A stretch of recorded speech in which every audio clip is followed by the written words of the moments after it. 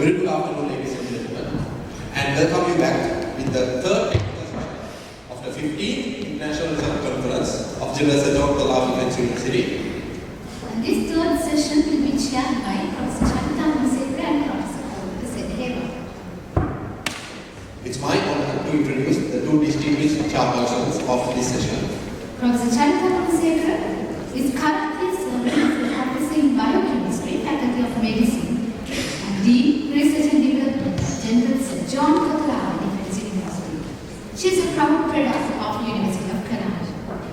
Professor Goonasekera received her PhD in Biochemistry from Memorial University of Newfoundland, Canada in 2008 and was a postdoctoral fellow at the University of British Columbia during the period of 2008 to 2010. She is a winner of many awards in her field, namely Presidential Awards for Research, published in years 2003, 2005 and 2010.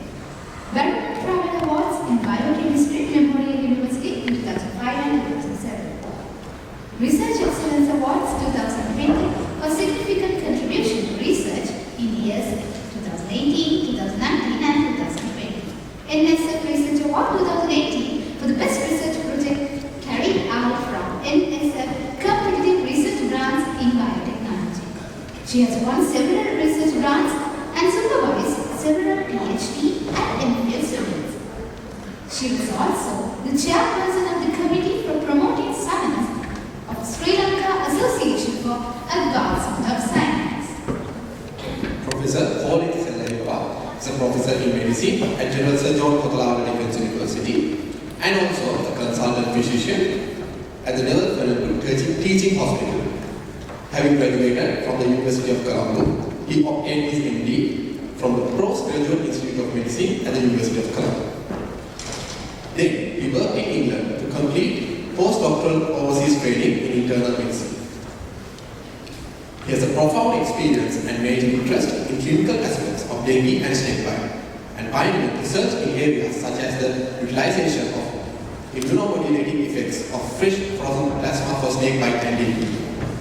His research has won him many awards, such as the E.N. Vijayaram Award in 1992 and 1993, S.C. Sellahewa Award in 1989 and 2007, and also the K. Rajendran Award in 1995. He is also a past member of the editorial board of the Ceylon Medical Journal. So now with great pleasure we cordially invite Professor Charitha and Professor Sellahewa to commence the third technical session. Thank you very much for the invitation. And I welcome each and every one of you, ladies and gentlemen, for this technical session. It is quite a number of research papers to be presented. I has seen an array of different topics, ranging from melioidosis, a disease which has become in certain regions of this country, and a diagnosis, a very diagnosis of absolutely important to have a good outcome. And then we move on to the ubiquitous problem of dengue. This will take us to a completely different dimension in the research presentations of this forum. Like complete genome sequencing to characterization of the different strains. And towards the latter part, this session will end with two papers on yet another very common non-communicable disease which has reached epidemic proportions in this country, diabetes mellitus. So before we start this presentation, we make a couple of announcements regarding those rules. Each presenter will be given 10 minutes for the presentation. At the end of 8 minutes, a single bell will ring. At the end of 10 minutes, 2 bells will ring, at which point we need to stop the presentation. And then we will open the forum for a 5-minute period of questions and answers. So to get the ball rolling, can I invite my co-chair, Charitha, from the Charitha, to please invite the first speaker for this presentation. Thank you. The first presentation for today's session and the third session is on melioidosis, a deadly disease mimicking leptospirosis reported from highly endemic area of Sri Lanka. The authors of the paper are WMID Nakkawita H. Jayasinghearachchi, E. Jayasekara, S. Pulleperuma, and E. Korea. I would like to kindly invite the presenting author of the paper to deliver the speech.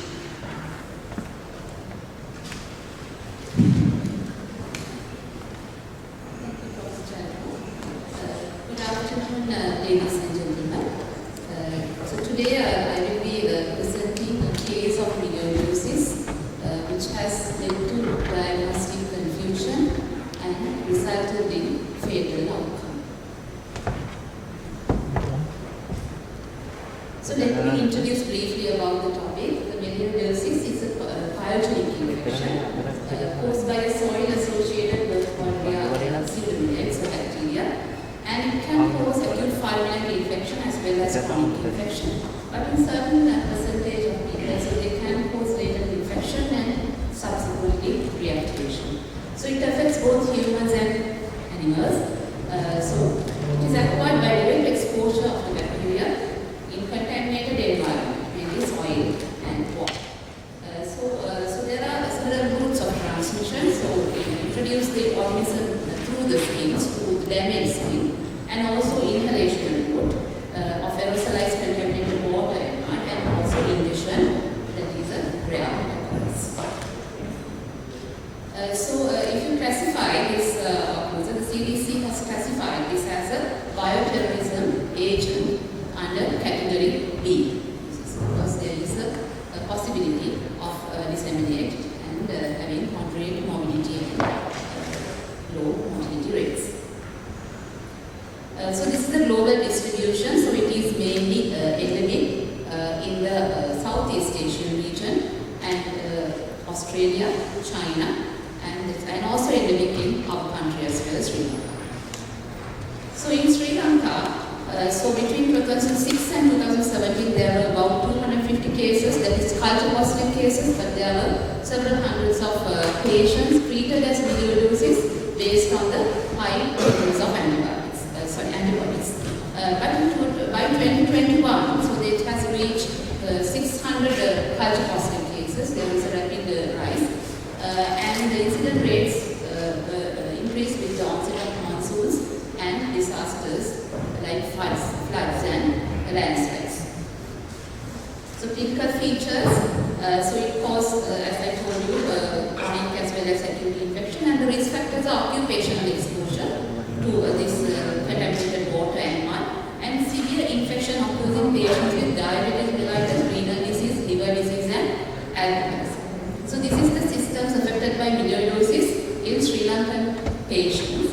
So it basically can affect any system of our body. So mainly it is respiratory as well as the musculoskeletal involvement, and skin and soft tissue involvement is also common. So we move to the case. So our patient was a 53-year-old male, a paddy farmer, engaged in farming during the preceding month, and he is from Korea. So he has diabetes and hypertension, poor compliance to treatment, and he was not followed up in the clinic properly. And he has taken treatment, probably antibiotics, from a general practitioner a few days before the admission during his illness, but no proper documented records. So he doesn't have any previous documented records on renal disease, liver disease, or any other chronic lung disease. Patient admitted to UHKD medical ward on day 7 of illness with these symptoms: fever, myalgia, arthralgia, headache, loss of appetite for 1 week. So on examination, the patient was conscious and rational and was having a high temperature, not pale, but it was mildly jittery and dyspnea. There were multiple aberrations on both feet. The tachycardic and blood pressure was high, 180 by 110, and respiratory was 40, and the saturation was low, 78%. So these were the investigations on admission. The WBC count 9.6, which has gone up to 11.4 with a neutrophil leukocytosis, and the platelet count was 32,000 and further reduced to 18,000. The blood picture was indicative of features of acute bacterial infection, and so they suspected leptospirosis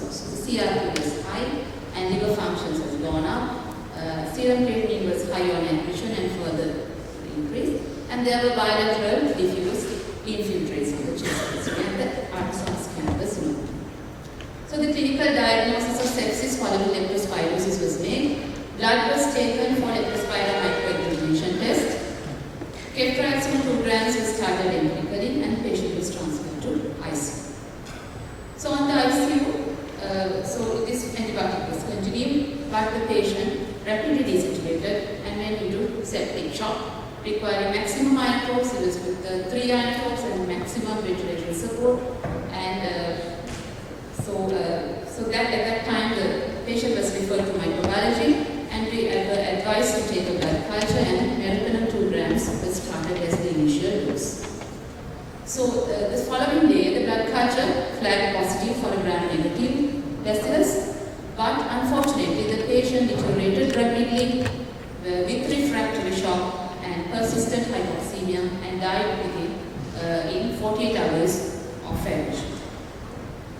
So this was the blood culture on the following the next day. The smooth, small pre-colored colonies with the metallic sheet, and we have done the gram stain from the isolate. The gram-negative bacilli were seen, and there were few cells with septic appearance, the bipolar stain. And the ABST was resistant to all 3 amino acids, cytolytic tested, gentamicin, amikacin, and netilmicin, and also resistant to colistin, and resistant to cefotaxime and cefotaxime, sensitive to cefotaxime and meropenem. The probable diagnosis of Burkholderia species was made, and later on the leptospirosis microagglutinant test also came as negative. So the isolate sent for confirmation. So before going to the confirmatory test, so I would like to briefly describe about the gene variants of Burkholderia similia. So there are multiple different gene variants, so which can be used as genotypic markers as well as biographical markers. So they produce variably present virulent factors, which plays an important role in the pathogenesis of melioidosis. So what they do is they escape from the normal host immune response. So one of them were filamentous hemagglutinin 3, and it was found that it is associated with positive blood cultures and also negatively correlated with the localized lesions. And there were Burkholderia intracellular motility A gene. There are 2 variants, BIM-A-BP and BIM-A-BN. What is common is BIM-A-BP, as in Sri Lanka also. So BIM-A-BN is the most virulent form, which is associated with neurological manifestations. So there are 2 gene clusters mainly in Burkholderia, YLF gene cluster and BTFC gene cluster. So in Sri Lanka, as in the global data, so this common one is the YLF gene cluster. But this BTFC gene cluster is rare, but even though it is rare, in Sri Lankan data, according to Sri Lankan data, so we had about 14.5% of this BTBF cluster. So this is what we have found in our diagnosis, which was done at Korea and FO in Colombo. So latex agglutination test was done, that was positive for Burkholderia pseudomyeliae, and then the RT-PCR molecular assay confirmed the isolate as pseudomyeliae, and this isolate contained filamentous hemagglutinin 3 as well as Burkholderia intracellular motility A, BIM-A-BP variant, and also this belongs to YLF gene cluster. So there are published data on co-infection with melioidosis and leptospirosis, which has resulted in fatal and serious outcomes. So these are, in conclusion, the take-home messages. The Burkholderia pseudomyeliae is a deadly bug. So it may mimic leptospirosis. Antibiotics prescribed for leptospirosis is ineffective in the treatment of melioidosis. Therefore, the microbiology diagnosis is crucial.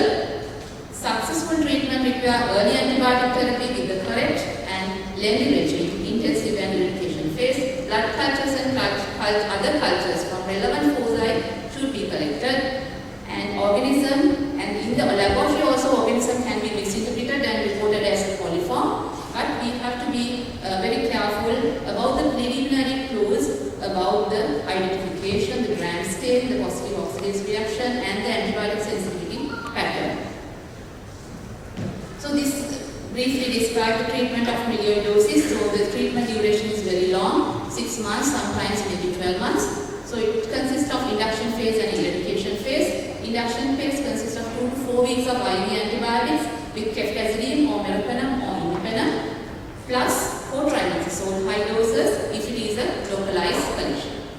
And then followed by the eradication phase of 2 antibiotics out of these 3 plus the surgical intervention in abscesses. So I would like to thank the KDIRC committee for giving me this opportunity to present this paper, and also the patient, unfortunately he couldn't survive, but the lessons learned from him can be used for future management of such patients, and his daughter who works for UHKU, so giving consent to present this paper, and the faculties RAs of Microbiology Laboratory, UHKU, KDU Care, and Faculty of Medicine Colombo for their support. Thank you. Thank you, Dr. Lanka, for this presentation. The paper is open for discussion now. Yes, Dr.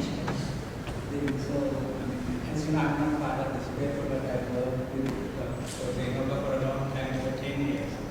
And we see many cases like this. How do we avoid it?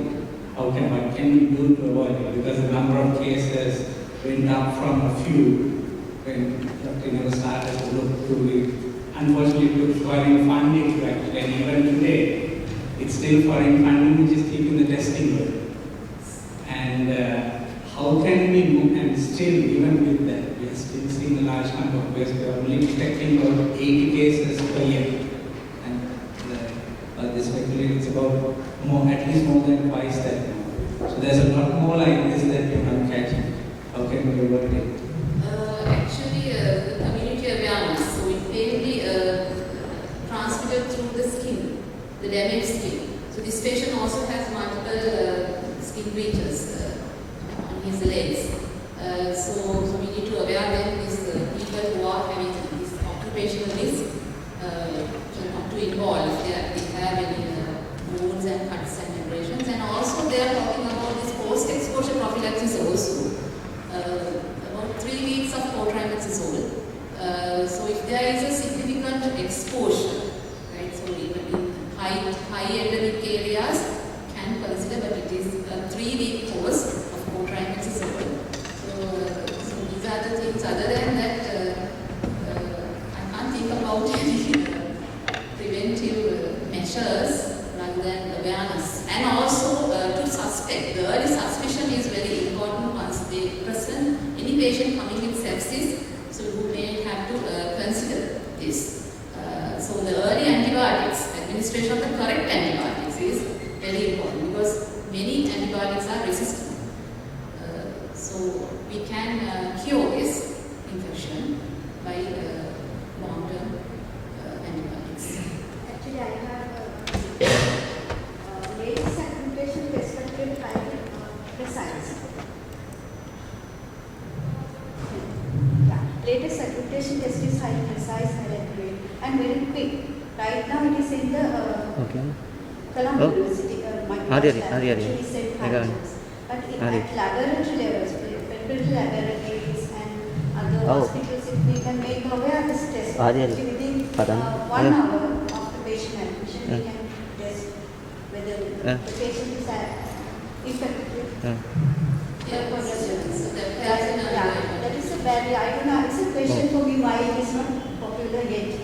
We are practicing since last maybe 8 years. But limited to one. That's my question. Actually, there is an option that we can introduce this test, and also the laboratories. So any laboratory who is doing routine cultures can culture. So it's easily culturable organism. It's not a difficult one. So rapid growing organism. So we can culture. So the only thing is we need to suspect. So otherwise, sometimes the reports go as coliform or other gram-negative organisms if they don't suspect. So there is a typical antibiotic-specific pattern and typical appearance of the gram scale. So these things should be considered. And as the Himali said, so it's the latest agglutination test that we can introduce. Yes. Just a quick question about the natural process and the zoonotic disease to a certain extent as well. You know what the reservoirs, natural reservoirs in Sri Lanka about this disease? Organisms? So the thing is that any mammal can get this infection. It's an environmental bacteria. Is this violent? Yeah, it's an environmental bacteria, saprophytic bacteria, gram-negative. It's a very present in water bodies, natural water bodies and soil. Those who are more exposed to the soil actually get this infection with the skin damages are there. Even the secondary noncommunicable diseases, like damage. Actually, this happened.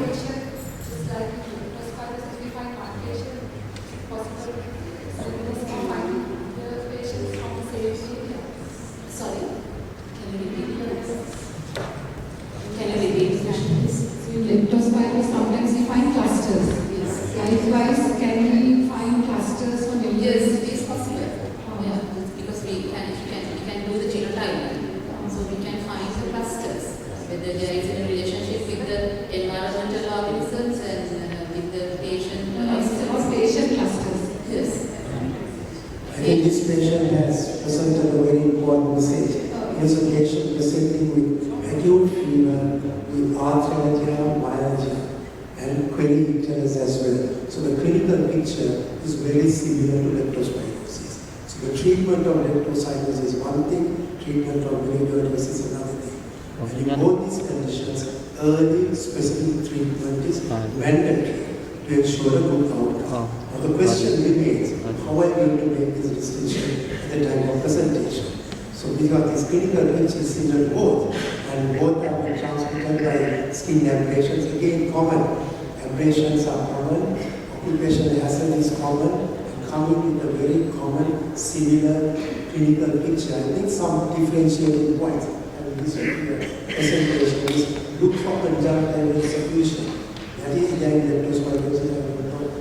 As far as I know, it is presenting melioidosis. So that's an important differentiating feature. Also, the presence of muscle tenderness in leptospirosis. That's how we diagnose. If I find a patient I'm suspecting leptospirosis, what I do is to elicit muscle tenderness in the calf muscles. If those is positive, then we can. Unfortunately, in this situation, even the simple total and the differential white cell count won't help in the differentiation. According to the case presentation, leptospirosis and melioidosis both seem to cause a polymorphonucleocytosis with thrombocytopenia, common to both. So even that won't help to differentiate. So I want to ask you, how long do you get the blood result? You told you did a blood and it was negative. Where did you get that result? Actually, sir, we don't have that in our labs. So it's done at the MRI only at the moment. So what about the place for empirical treatment in Europe? If you are not sure the diagnosis whether it's lepto or melioidosis, it's another way till you get the water confirmation. So I think end of the day there are still a lot of problems with the laboratory backup. So the clinician at the grassroots level must know how to tackle these patients and ensure a reduction in the deaths. So I think the simple message is there. Useful clinical signs, if there's conjunctival suffusion, muscle tenderness, more in favor of lepto, treat with Peptide. In the meantime, I think send the laboratory test also for melioidosis because it's absolutely important to diagnose and treat properly to ensure the outcome. So if I can just add one thing, she asked about how it spread. One study we did was Preclinical after the floods. We found 10 cases of melioidosis. We looked at the strains, it was all different. It's published data, and then we have found the study. Imagine we found a patient, they are well and the Korea soon,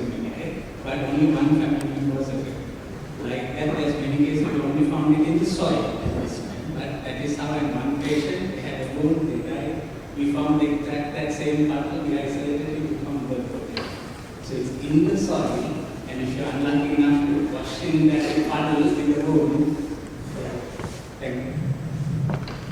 It's an interesting discussion for me. Now, but the time constraints, we have to move on to the next presentation. Thank you very much, Rajendran.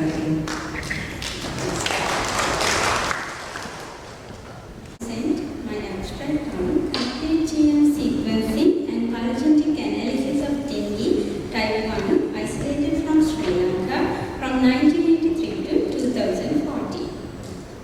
As you all know, dengue is an arthropod-borne viral disease spread by Aedes mosquito, and it causes leading serious illness and death in some Asian countries, including Sri Lanka and Latin American countries. Unfortunately, there is no specific cure for dengue, and around 100 to 400 million estimated infections report each year, and around more than 80% of these cases are mild and asymptomatic, while less than 10% become severe.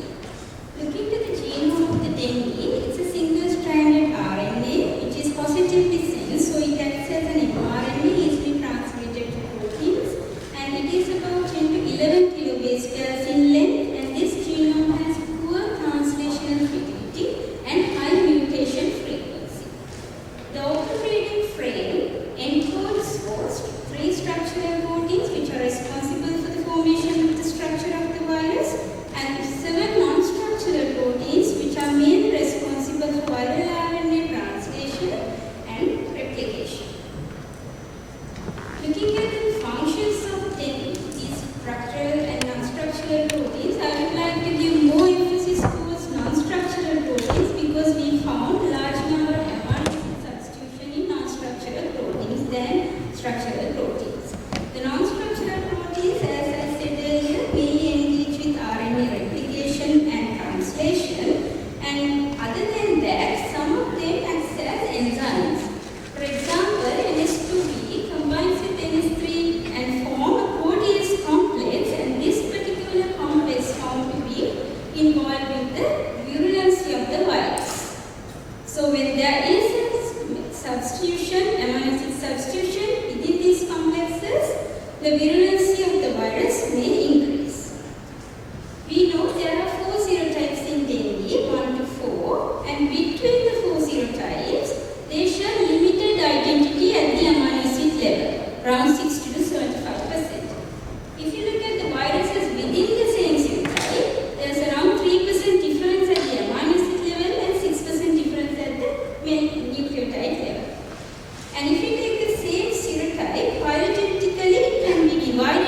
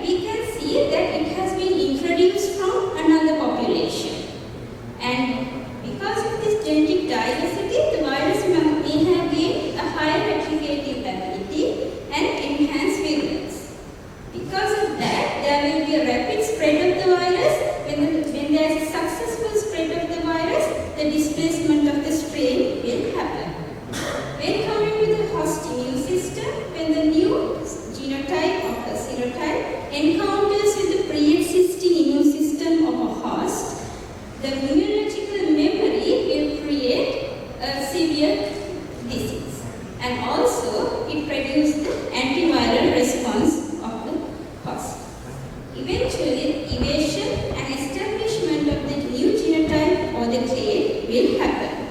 So consequences would be, we will see different clinical manifestations and disease severities among patients and increased epidemic potential.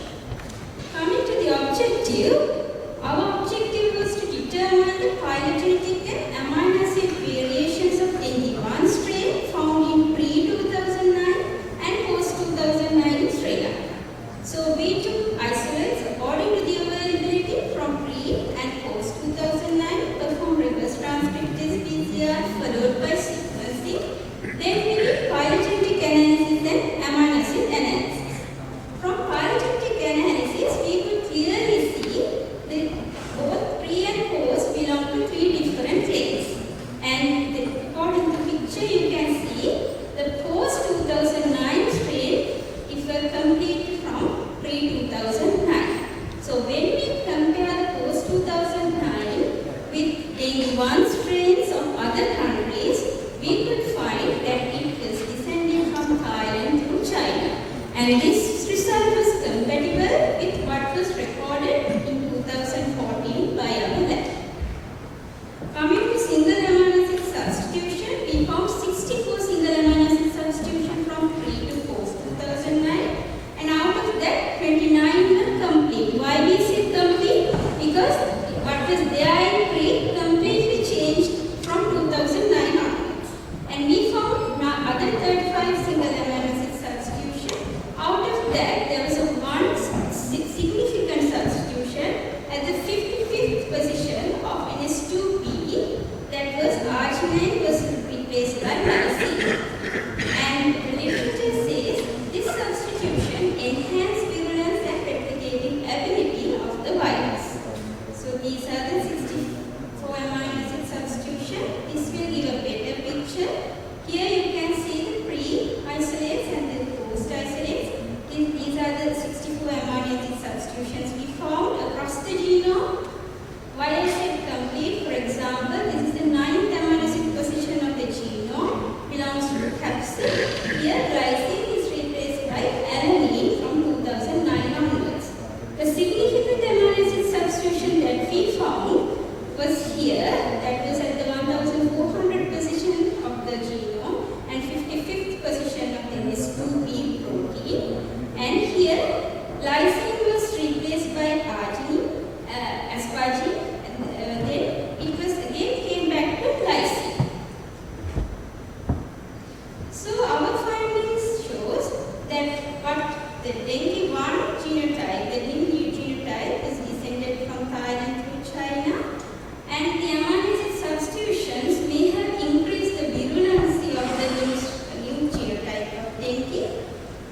So we can say that there was a genotypic shift of dengue 1 in 2009, and the new genotype persisted until 2014 according to our data, and the largest epidemic in 2009 may have resulted because of these genetic variations, and the environmental conditions may have favored the new dengue 1 genotype, that's why it persisted after 2009.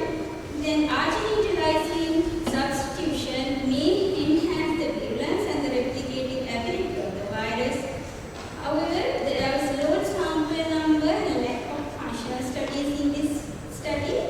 Irrespective to these limitations, this genotypic and phylogenetic analysis of dengue 1 done in this study suggests that critical changes in the virus may result in different clinical manifestations and increased disease severity in dengue. For example, 2009 there were large number of DHF cases, and it may result large epidemics which burn in the health system, like in 2009.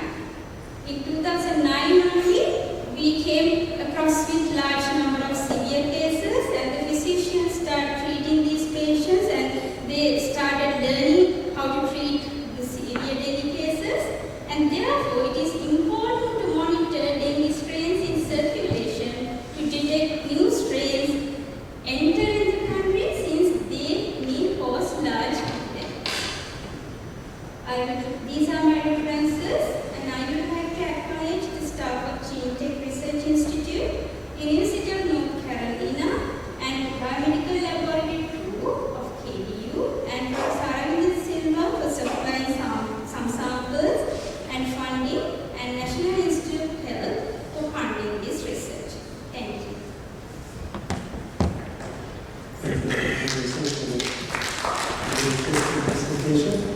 any clarifications to be made on this paper, is the time to do so.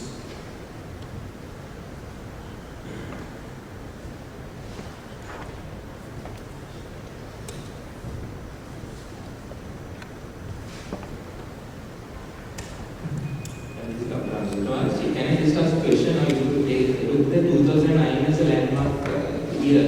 In particular reason, you say 2009, pre and post. Yeah, because if you can go back to the slides, if you can go back to the slides, I showed a graph, and in that you could clearly see.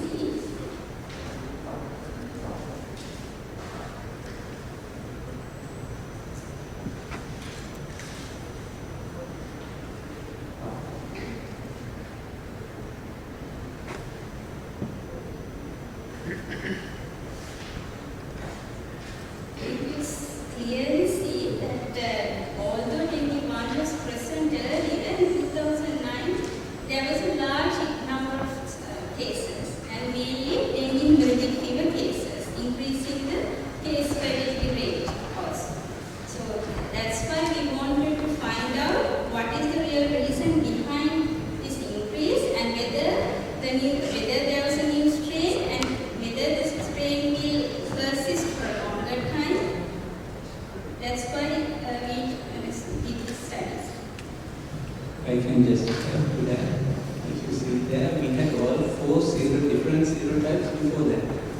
And then suddenly after that day, it shifted to only the dengue one. So initially we thought it was laboratory, but then everyone else was saying only dengue one. So that is why it's a suspect.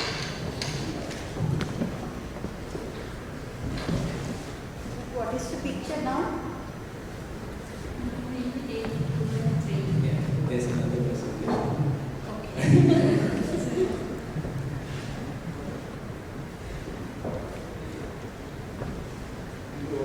Mixed infections as well, various couple of virus strains together in the same patient. Actually, we didn't have much clinical data about these patients because these samples were collected in 1983 and so on. And obviously, we will find some answer for that question with the coming presentation. During the period of SARS-CoV-2, the number of cases reduced. That is because that dengue was not present, because it was suppressed by the large number of SARS-CoV-2 cases. So those substitutions you were mentioning about, those amnesic substitutions in those strains that you observed, are they present in all the strains? Or like in some strains or Actually, we focused mainly on dengue 1, but there are literature saying that it was present in dengue 2, and mainly studies have been done along with mice. And one study was done in China. They are using dengue 1 strain particularly. There only we could find a comparison with what we found at 55th position. Other than that, there are studies done on specific structural as well as non-structural proteins to see whether there are amino acid differences, whether there is an effect on the virulency and the replication of the virus.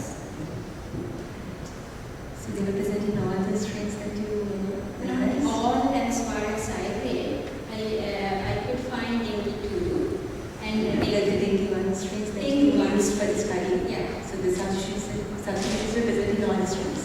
Yes. We did only dengue 1 and it was present in here. We did only 1 and this was present in all the isolates we took after 2009.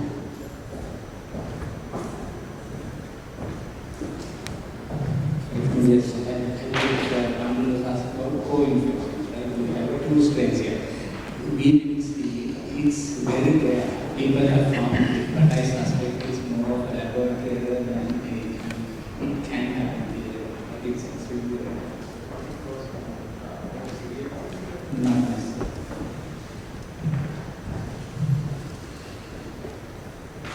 The practical implications of the findings of the study are that you correlated the disease severity to the the virulence of the virus, I think it is important that clinicians who are treating hundreds and thousands of patients all over the country should have the facility, some mechanism whereby it is possible to identify the serotype in selected patients. So that will help in the management as well as for epidemiological reasons and so on. My own experience, I've come across so many patients from time to time who have a different clinical pattern. One or two knows dengue, but then no real facility to identify what the serotypes are. So that's, I think, the area that we need to move forward, is to coordinate on that way. But I think one question. NGS on this. NGS next. So in NGS, how do you know whether there are two variations? These variations. Actually, this was a combination. A lot of this was done where we actually did PCR and Sanderson. Some of the variations, but this was confirmed with Sanderson.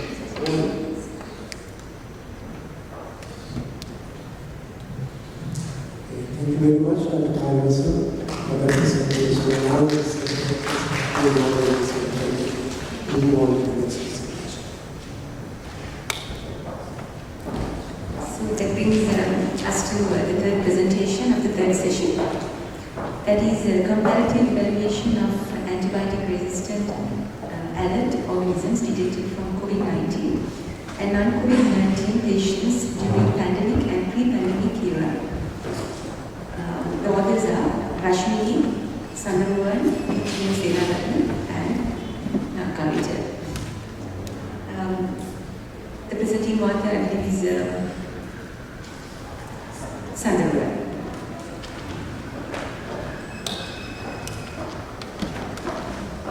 Organisms detected from COVID-19 and non-COVID-19 patients during the pandemic and pre-pandemic era. So before we start, let's talk about Sir Alexander Fleming. He was a genius who, even in the age of 1945, discovered antibiotics as well as the resistance. So he said it is not difficult to make microbes resistant to penicillin in the laboratory, but exposing them, and therefore drugs can become resistant. So why is antimicrobial resistance important? So basically, if we look at the stats, especially if we are predicting the future, in 2050, it is antimicrobial resistant. Patients are dying more than any other causative. Say, for example, cancer, 8.2 million, but 10 billion because of antimicrobial resistance. So when we talk about pandemics, especially COVID-19, how did it contribute to AMR? So basically, antibiotic therapy, especially because COVID-19 was an obscure area, everyone started antibiotics. Say, for example, the infamous Mimicking and azithromycin as well was started. But that's why antibiotic therapy, even before a viral infection like this, was 72% globally in the world. And which is a pity because only 8% of COVID-19 patients were found to have bacterial or fungal infections. So this could be due to either this antimicrobial resistance could be due to patients not finishing their treatment, or because it became because of the obscurity of the disease itself. The infection control in the hospitals were very poor. Say, for example, ventilator cleaning and ward cleaning and so on. So our aim was to compare the rates of 7 specified antibiotic-resistant alert organisms during COVID-19 pandemic and the pre-pandemic era in University KDU. So what is an alert organism? Basically, the CDC and the WHO have found out a set of organisms which are needed to be alerted, as well as the hospital needs to be alert when these outbreaks occur. So these are urgent threats and serious threats. So, according to UHKDU, the highlighted ones are the ones which are more prominent. So, therefore, that's what we used in our research. So, one is multi-drug resistant acinetobacter, carbapenem resistant enterobacter, carbapenem resistant pseudomonas, colistin resistant years were producing Enterobacter, vancomycin-resistant Enterobacter, and MRSA. So the methods, what we did was we collected from July to December these records from 2019 to 2021, and we divided into 3 groups. So group 1, COVID-19 patients, group 2, non-COVID-19 patients in the pandemic era, as well as non-COVID-19 patients in the pre-pandemic era. So from these, 501 alert organisms belonging to 7 groups were scrutinized. So when we come to the results, so these clinical specimens were selected from these 3 groups, and we found out the rates.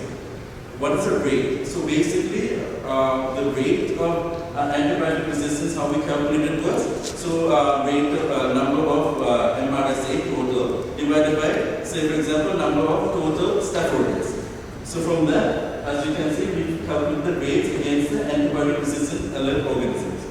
So as you can see, in the graph shown, MRSA, carbapenem resistant enterobacteria, carbapenem resistant Pseudomonas, as well as clostridium were found to be more in the pandemic era than compared to the pre-pandemic era. So an example why this is important is, say for example, ESBL producing enterobacteria, they're resistant to different antibiotics. These antibiotics which we commonly prescribe. So say for example, penicillins and cephalosporins are resistant in ESBL. So we did for each group this antibiotic sensitivity for that alert organism. So the conclusion, what we derived from this was that yes, there are significant high rates of alert organisms found in the pandemic area with COVID-19 positive than compared to just non-COVID patients. This could be due to the result of starting antibiotics early on in the infection. And however, there was no such statistically significant differences between the other groups. Another key, in fact, we can raise is there's increased rates of CRE and CRP in group 1, which is again the pandemic group with COVID-19 positive patients.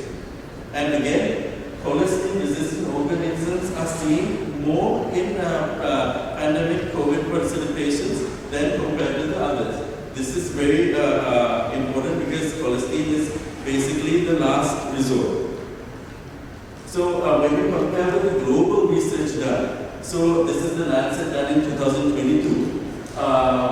They looked at the pre-COVID and the COVID era as well, and they found out that the deaths attributed to bacterial AMR pre-COVID was 800,000. However, in the COVID area, that's even with the deaths of 5 million in 2020, 3.5 million in 2021, annually AMR fatalities were 1.27 million. So again, the positive of this AMR are ESBL, MRSA, CRP, some of which we did look at in USKD. So the limitations, however, like what we faced was that there was a lack of identified organism. So we just know it's Enterobacteria, but we need to know where, how, and the source of the infection. And we need, so why? Because we need to adopt preventive control measures in the hospitals. Another thing is, it was difficult to find out whether these colonizers, these organisms were colonizers or just actual pathogens. So the recommendations, what we came up with is, be hygienic. We need to follow the 5 steps of hand hygiene, as well as the infection prevention and control in hospitals should be standardized. And they should be, for future pandemics, we have to make sure that all staff and hospital as well as patients carry these methods.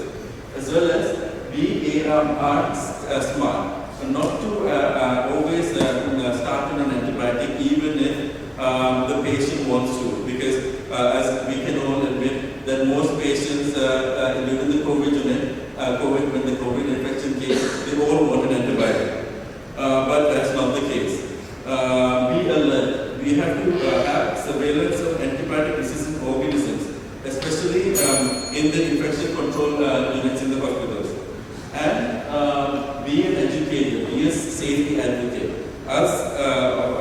health individuals, we should start in every hospital to standardize antibiotic stewardship, which is another key component into maintaining and surveilling all these antibiotics which are prescribed. And finally, be a vaccine champion. So therefore, we all can resist its resistance and save lives. References. And this, I would like to acknowledge the KDYC for giving this amazing opportunity to spread the message about antimicrobial resistance, as well as I would like to thank the consultant microbiologist who helped with this research, as well as the MLTs who took time to make this research really great, and UHKDU and microbiology department as well. And thank you, and I would like to just leave this slide to show that in 2015 how much of an impact AMR has caused deaths in Asia where we're living. Very much, Mr. Santana. The paper is open for discussion now. You mentioned the two antibiotics that were misused in the Korea as ivermectin and azithromycin. Ivermectin is not an antibiotic. Ivermectin is not an antibiotic. You mentioned the two antibiotics that were misused by clinicians during the Korea era, and ivermectin and azithromycin. None of them figure in the toxins that you were talking about. Ivermectin is strictly not an antibiotic. Yes. But it was used like an antibiotic. In relation to the presentation, can I ask a question now? You describe all these patterns, the resistant patterns. Do you think that will directly indicate the clinical picture, what we see in the old setup, or will it be something different from the clinical picture? True, sir. So again, prescribing antibiotic is a challenge because we have to look at the clinical picture of the patient as well. We can't say a doctor's pattern antibiotic, for example. Every patient is different. Every patient has comorbidities and reasons for which we should start early on.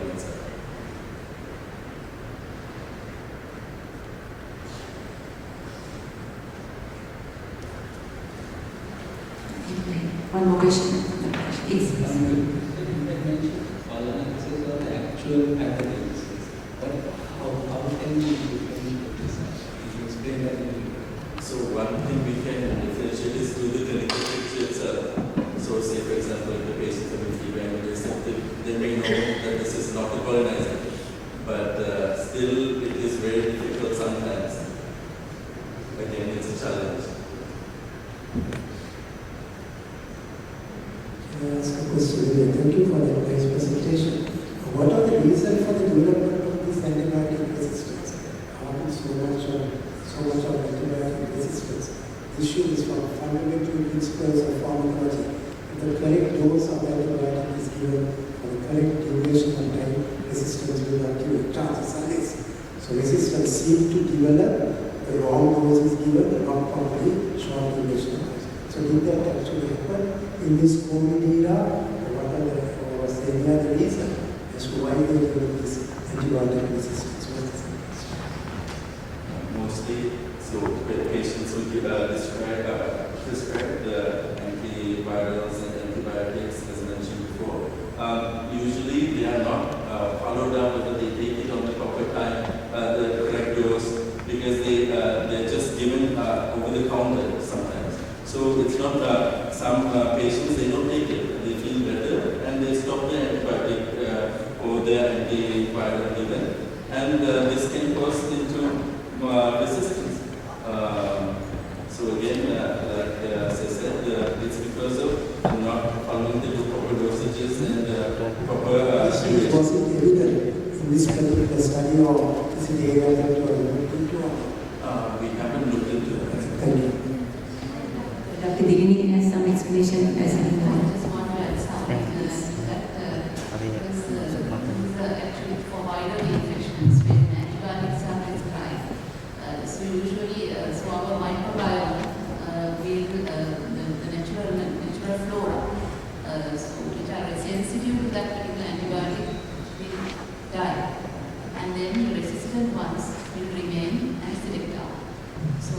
that's why with unnecessary antibiotics, so later on we will be getting infections with the resistant types. Remember the gut flora and the skin flora and any side of our body, we have a normal commensal flora, microbiome. So we will be colonized with the resistant flora if the unnecessary antibiotics or inappropriate prescriptions and underdosing, especially underdosing and also underduration. I would like to add something to suggestion. Please start here. Yeah. We can't hear you. Hello. Here. Actually, microbacteria have certain mechanisms that can resist antibiotics. Actually, through genetic mutation, one of the main importance. If we misuse antibiotics, certain generations of microorganisms will actually come with the microbial resistant genes that basically because of mutations. That's why then if we misuse antibiotics, or what she explained, so antibiotic resistant generation can be developed. That's why basically new drug formulations, new antibiotics has to be discovered. Please start another, please. Yeah, can I add a little bit?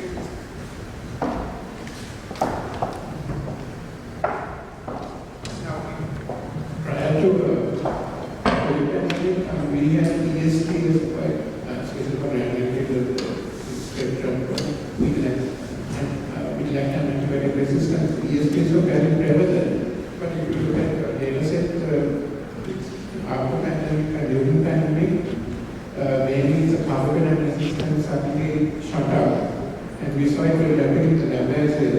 Previously, the ESPs were there, but carbapenem resistance was not that common. But during the pandemic, especially because we had a large number of ICU patients who were there for very long periods, sometimes 3-4 weeks or long, and almost all of them actually were on some kind of antibiotic readmission to ICU.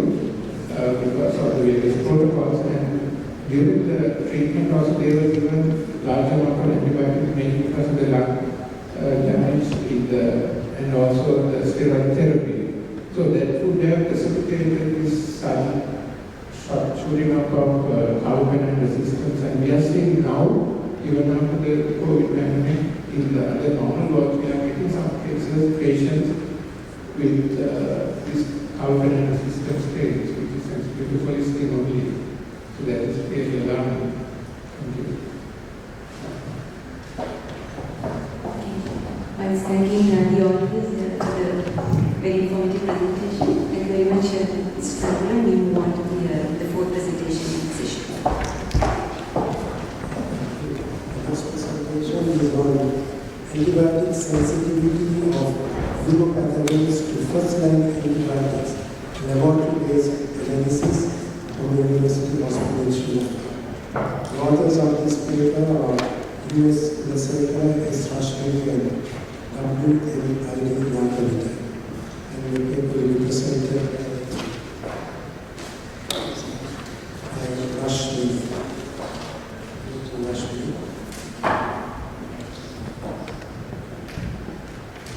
Today I will present on the study, a laboratory-based analysis on antibiotic sensitivity of uropathogens to first-line antibiotics. Urinary tract infections are a frequent cause for patient visits in family medicine, with a prevalence ranging between 1.7 and 3.1%. It is considered as a main urological disease with a high overall economic burden and health strain. Hospital-acquired is a common healthcare associated infection, and majority of 75 to 95% are associated with urinary catheter. So when talking about uncomplicated UTI, the leading pathogen in this case is E. coli, which is followed by Proteus species, Staphylococcus saprophyticus, Klebsiella species, and other Enterobacterales. Main epidemiological properties that influence the UTI causative agent and resistant rates are age group, gender, geographical location, and settings. The excessive use of antibiotics has created superbugs, which are less effective to newer and expensive antibiotics. Justification. Resistance to first-line antibiotics among uropathogen has become a global health issue. Outpatient treatment of UTI is compromised due to rapid development of resistance to first-line antimicrobials, leading to increased healthcare costs. Continuous resistant surveillance is important in making empiric therapy decisions. General objective is to describe the prevalence of different ecological agents and antibiotic sensitivity rates of uropathogens to first-line antibiotics.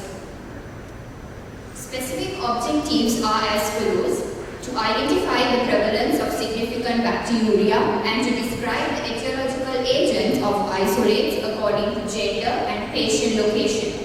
To compare the prevalence of etiological agents with 2020 data to describe the antibiotic sensitivity among the different organisms to first-line antibiotics. Finally, to compare the antibiotic sensitivity of Enterobacterales to first-line antibiotics with 2020 data. This study was a retrospective cross-sectional study which was conducted at the Microbiology Laboratory at University Hospital, KDU. All urine cultures collected from 1st of January to 31st July were reviewed. And basic demographic data of patients and culture results were collected, and this anonymous data were entered into Excel worksheet. Finally, the data was analyzed using descriptive statistics. Accuracy of data: the urine cultures were processed according to standard operating procedures, and the ABS testing was done and interpreted according to CLSI 2021 standards. Ethical consideration: ethics clearance was obtained from ERC at KDU, and all relevant data were obtained upon the laboratory permission, and patient or clinician identification data were not used at any circumstance or were not contacted for gathering any information related to the study. So what is significant pyuria and significant bacteriuria? So significant pyuria is the presence of greater than 10 to the power 4 pus cells per milliliter of uncentrifuged urine. Whereas significant bacteriuria is the presence of greater than 10 to the power 4 colony-forming units per milliliter on culture plate. Moving on to results. So in 2022, a total number of samples of 2,626 were collected, out of which 431 were significant bacteriuria, while in 2020, from 1,600 samples, 268 were considered as significant bacteriuria. So the prevalence of significant bacteriuria was 16.4% in 2022, which was almost similar to that of 2020. So the commonest organism that was identified in both 2022 and 2020 were Enterobacterales with a prevalence of 65.4 and 74.6. This group includes all E. coli, Proteus species, and Klebsiella species. So when talking about the gender distribution, the Staphylococcus species showed a higher prevalence of 85.7% in females in both the years 2022 and 2020. This higher prevalence was mainly due to the higher number of positive cultures that were obtained, and the most significant organism in the females were found to be Staphylococcus saprophyticus. And when talking about the patient location distribution, it was found that in both patients and outpatients, the most commonest organism was Enterobacterales, whereas in ICU it was found to be Candida. This was mainly because in ICU conditions, patients are mostly immunocompromised, and since they are on so many antibiotics, they are more prone to candida infections. So talking about the antibiotic sensitivity, amoxicillin showed the lowest sensitivity in all three locations of outward, inward and ICU. And when talking about the highest sensitivity, nitrofurantoin and gentamicin showed the highest sensitivity, and among ICU patients, a sensitivity of less than 25% was observed except for nitrofurantoin and gentamicin, which was 40%. So in this you can see that when we compare inward data with OPD, the OPD patients had a higher sensitivity to first-line antibiotics. So when comparing 2020 and 2022 data for antibiotic sensitivity, it was shown that except for all showed improved rate of sensitivity in 2022, except for nitrofurantoin, which has reduced from 87.5 to 75.8%. So this may be due to the reduced antibiotic prescriptions. So talking about Pseudomonas species, a higher sensitivity was observed in the OPD settings, whereas in the ICU settings it was observed to be 25%, except for cephalosporin, which was 50%. When talking about the Staphylococcus species, it was observed that in OPD settings there was a reduction in the sensitivity of nitrofurantoin, which was 62.5%. So finally, when talking about the Enterococcus species, it was noted that vancomycin resistance showed a higher resistance of 71.4%, which means the sensitivity was shown to be 28.6%, whereas in ICU settings it was only 33.3%. In conclusion, prevalence of significant bacteria is 16.4%, which was almost similar to that of 2020. And in outward patients and inward patients, the commonest organism isolated was Enterobacterales, and in ICU patients it was Candida. Gentamicin and nitrofurantoin showed a high antibiotic sensitivity, and the sensitivity to first-line antibiotics among OPD patients were relatively good. Among ICU patients, the sensitivity was less than 25% except for gentamicin and nitrofurantoin. And Enterobacterales, they showed improved rate of sensitivity in 2022 except for nitrofurantoin.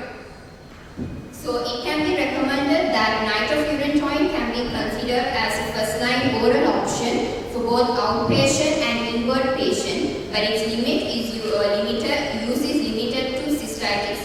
So it advantages because it concentrates usually on the lower urinary tract while maintaining a lower serum concentration, which does not affect normal bowel flora. And in gentamicin, it can be also considered as another option for inpatient treatment or as outpatient parenteral therapy. However, since this study is a single center study, these treatments can be recommended to treat patients in UHKDU, but they cannot be generalized to use in the whole country as more extensive studies are required with multiple locations. So these are the references that I used, and first of all I would like to take this opportunity to thank IRC for giving me this wonderful opportunity. And would also like to thank all the consultant microbiologists for their close supervision and the medical laboratory technicians for laboratory processing according to SOP. Thank you and have a pleasant day ahead.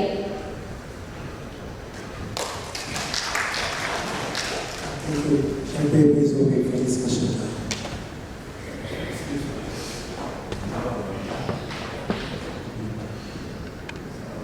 We are very much thankful to you for presenting this day. Is there a method in your department to search circulate this information to the clinicians so that they can design an antibiotic policy so that we can make the best use of the antibiotics and we got policy.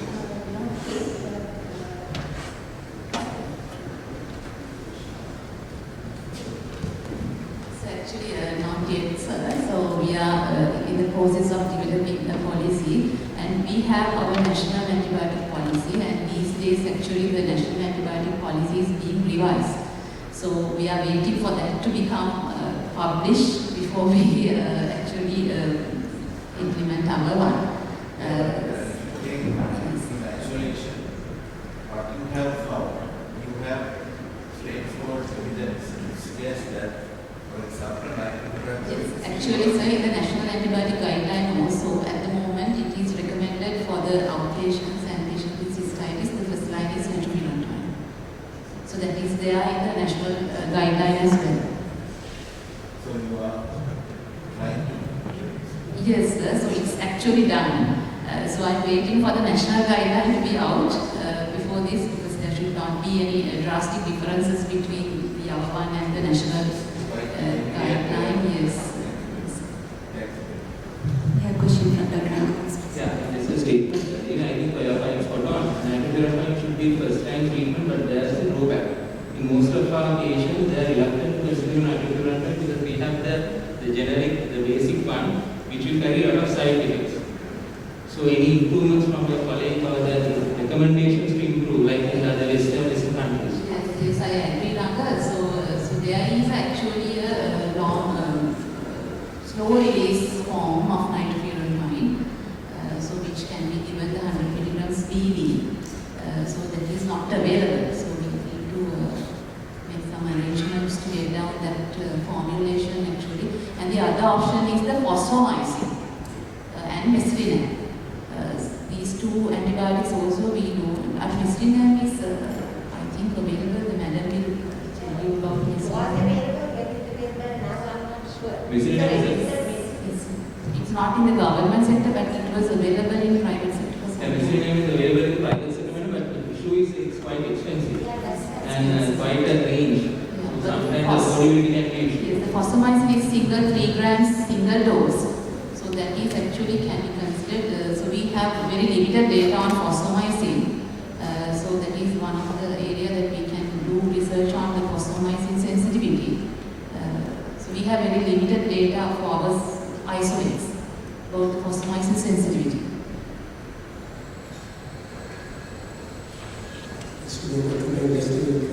When we were junior doctors, nitrofurantoin was the first line medication for UTI. And all these things were the patients got cured.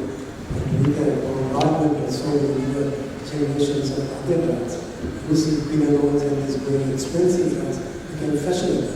As a result, nitrofurantoin was not used. So that is why these drugs, patients are still sensitive to nitrofurantoin. But the point is, the need of antibiotic is absolutely important, but sadly these things are not happening. And in many cases, a lot of indiscriminate, injudicious use of antibiotics in all fields. And in a lot of other questions related to the paper itself.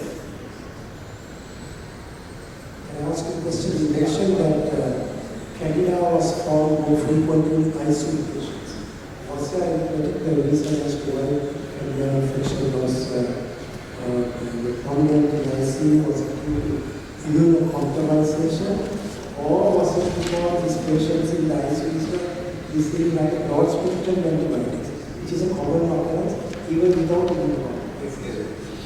So we are looking at that issue where the patients in the ICUs, were they on any antibiotics, broad spectrum antibiotics, or were they actually immunocompromised?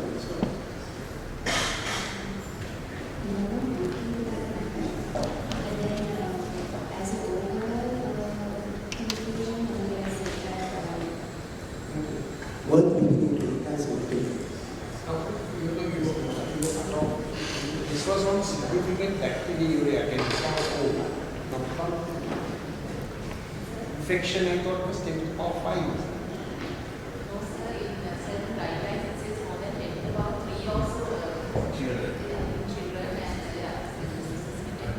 But in case we actually can't make that value, sir, because our urine culture, when we receive the laboratory, it takes time and it was there for a long time in the temperature. There will be definitely. Yes, sir. Actually, sir, the emerging guidelines in 10 to the power 4. But the issue that you mentioned, our cultures were not sent to the laboratory on time. That's the delay always. So we can't really go ahead and 10 to the power 4 by the time they reach a level, it has exceeded even the 10 to the power 5. I have always used 10 to the power 4 diagnosis infection, but I think my question is very often clinicians guideline varies that by the time you receive the ABST, the patient has shown a really good clinical response. We get an ABST which shows that the drug we have used is ineffective. So that is the dilemma. What do you do at that situation? There are several possibilities. So one possibility is the grown organism may not be the actual pathogen, so maybe a contaminant is grown. The other possibility is sometimes these antibiotics, so even though we are like in vitro, in testing, demonstrate the resistance, because we don't do the NYC. We don't do the NYC. Thank you very much. I'm sorry to interrupt you earlier. We're not past the allocated time. Okay, can take the discussion after the session. Thank you.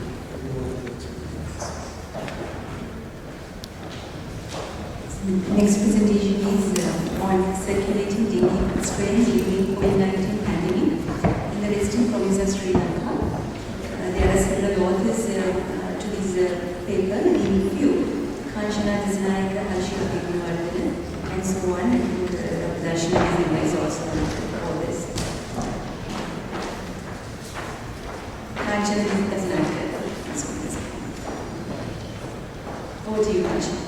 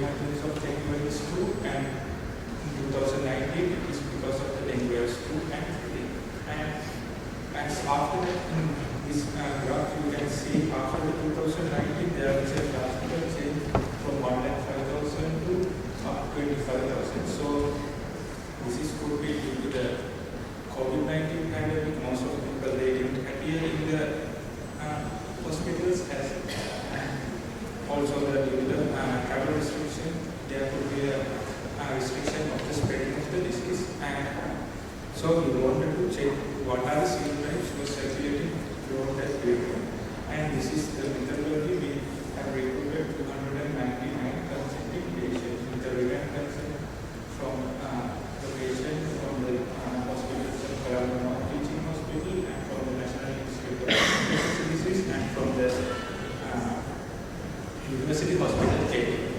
And here, this is probably a diagram of the process. We started with the collecting of the blood sample and followed by the separation of the serum. And then from the serum we have done the RNA extraction. And from that RNA we have subjected to the PCR. From the PCR it was being taken the sample from as a benchmark, mostly the samples were able to sequence it was 22 centimeters or less. So it was depending on the virus load only we were able to sequence. So samples which were able to sequence, and with our funding availability we have sequenced around 19 samples and some are still ongoing. And in the NGS sequencing we have carried out the iron sequencing and the contigs which are taken have analyzed using the current suit, and from that we have resulted the cluster sequences, and then those sequences we have analyzed in our lab using the genius prime software for the mutations in amino acid as well as the nucleotides, and also we have done phylogenetic analysis using the genius software. And here is the results. From our results we can from there from 299 patients, 51 were positive for PCR, and from there it is for number it was 152. From there the 81 were 18, and as a percentage it was 12%. And from there we were able to sequence 7 sequences, and from Dengue 2 we got 68 positives, and as a percentage it was 45%, and we sequenced 5 samples. And for Dengue 3 there were 61 positives, and as a percentage it was 40%, and we were able to sequence 7 samples. And for Dengue 4 there were only 5 samples were detected, and as a percentage it is 3%, but unfortunately we were not able to sequence any of the Dengue 4 because based on their viral load, so it was not able at the point of that viral load to sequence. And I'll take you through one by one from Dengue 1 to Dengue 3. When we go to the Dengue 1 picture, in the right side you can see the phylogenetic analysis. In there, all of the 7 sequences which we sequence, it is clustered into 2 clusters. Here is the one and the other one in this cluster. So from the downside the cluster you can see from those 5 samples, those having phylogenetic relationship with Dengue 1 sequences which is reported in Sri Lanka in 2018 in here. And interestingly, in the other 2, from the other 2 cluster, in that cluster, in there we can see 1 sequence is US2386. It is having around 98% nucleotide similarity with the Dengue 1 sequence, Dengue 1 genotype which was post the epidemic in 2009. And so we can speculate, according to our data, we can tell that there is 2 genotypes of Dengue 1s circulating during the COVID-19 period in Western Province. And we will go to the, this is the amino acid analysis.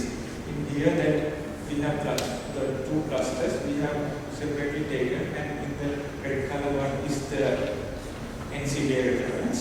And here we can see there are separate substitution in those 2 clusters, and but still since it is controlled study, still we can check the significance of these substitutions. And when we go to the Dengue 2 picture, in there the blue color sequences are the 5 sequences which we have sequenced until now.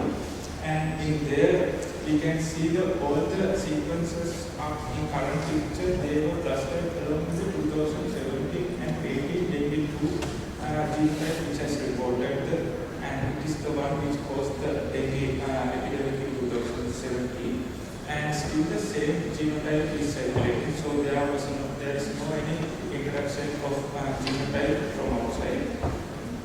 And when we go to the Dengue 3 picture, we were able to sequence 7 sequences, and from there 6 were clustered into 1 and 1 was separate.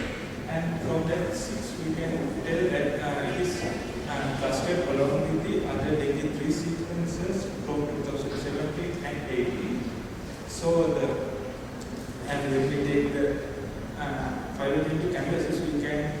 indicate that it has come from, maybe it has come from Singapore, India or China. And interestingly, the other sequence, it has similarity with the Dengue 3, which were circulated in India during the 2016 and 18 period. And so for Dengue 3 also, we were able to find that there are two genotypically different genotypes of Dengue 3 were circulating throughout the COVID-19 period. And this is the analysis of the two clusters, which is showing the substitution and the significance of the substitutions we need to study further. And as I discussed final words, I can tell you that Dengue 1, they are during the COVID-19 period, there were two genotypes were co-circulating, and one is more related to the Dengue 1, which has caused the Dengue epidemic during 2009. And for Dengue 2, it is the same genotype, it was circulated from 2009 onward to till now. And for Dengue 3, there were two genotypes for circulating, and one it is from the same genotype from 2017 to till now. And the co-circulation, when it comes to Sri Lankan picture, the co-circulation, it is not much popular, because when we take from the 2009 onwards, mainly the one genotype of the same one state has taken over the other, because there are no any, mainly only one genotype per dominant. So when it comes to after that, during the COVID-19 period, we were able to find that there were no any dominant genotype. All the four serotypes were circulating, and from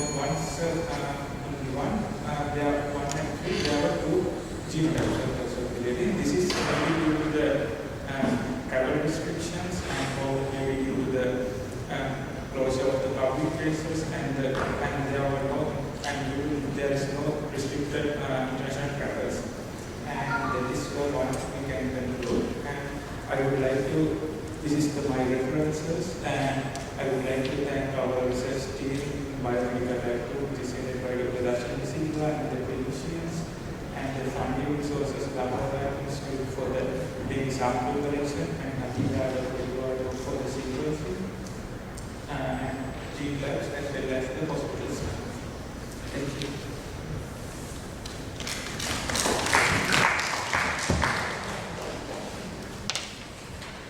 Thank you very much, Kanchana. The paper is open for discussion now.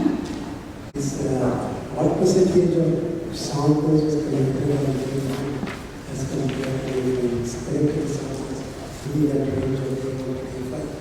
The chances of my samples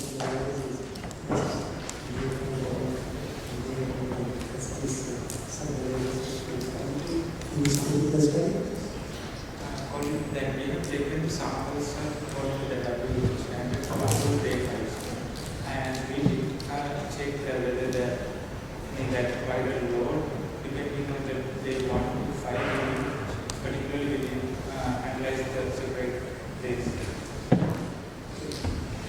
Do you have any idea about the virulence of these different strains?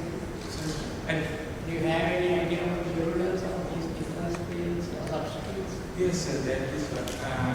Still that we analyze even though we analyze the amino acids substitution, it is still that ongoing our sequencing. So till we check the significance, as we check in our Dengue 1 paper, we were able to find that there were one significant change in this 2B, but still in here, till we didn't count anything.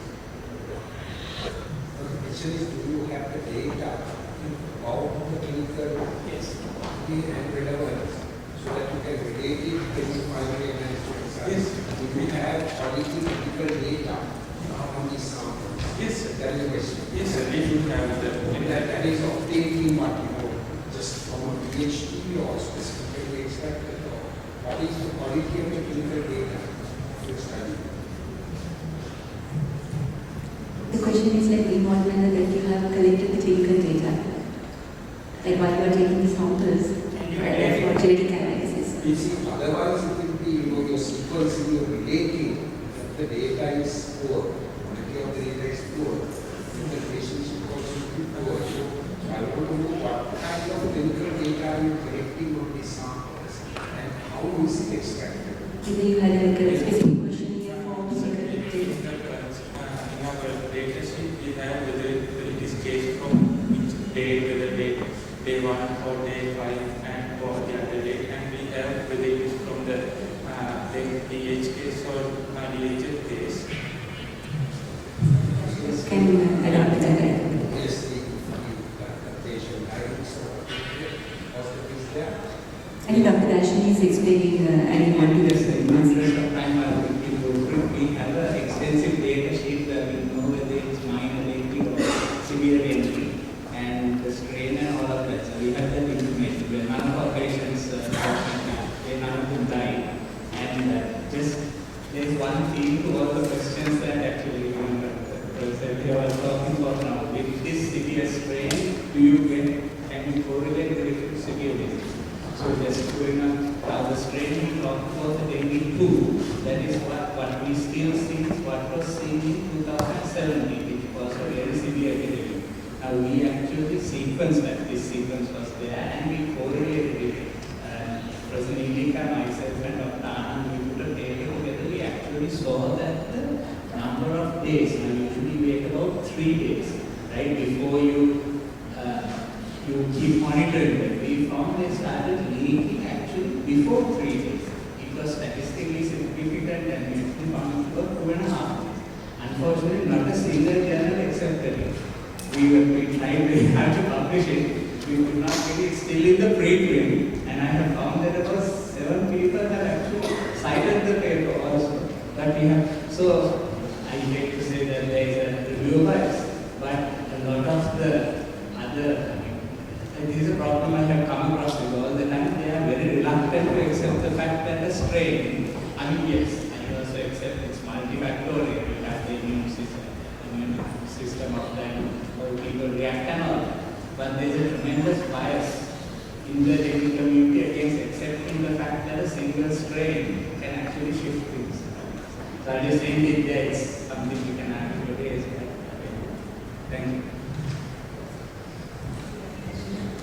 And also, Kanchan? Yeah, I think it will be very interesting to see more results with the clinical presentations of the same project at a later date. Right. Yeah, please move on to the next question. So I think we're going to go to different areas. Something areas like and we want this paper is on evaluating bioequivalence of 2 formulations of reformed anticoagulants. It is 500 milligrams extract, release, 1 tablets of the fasting conditions and various treatment instructions. I will not represented by U.S. President.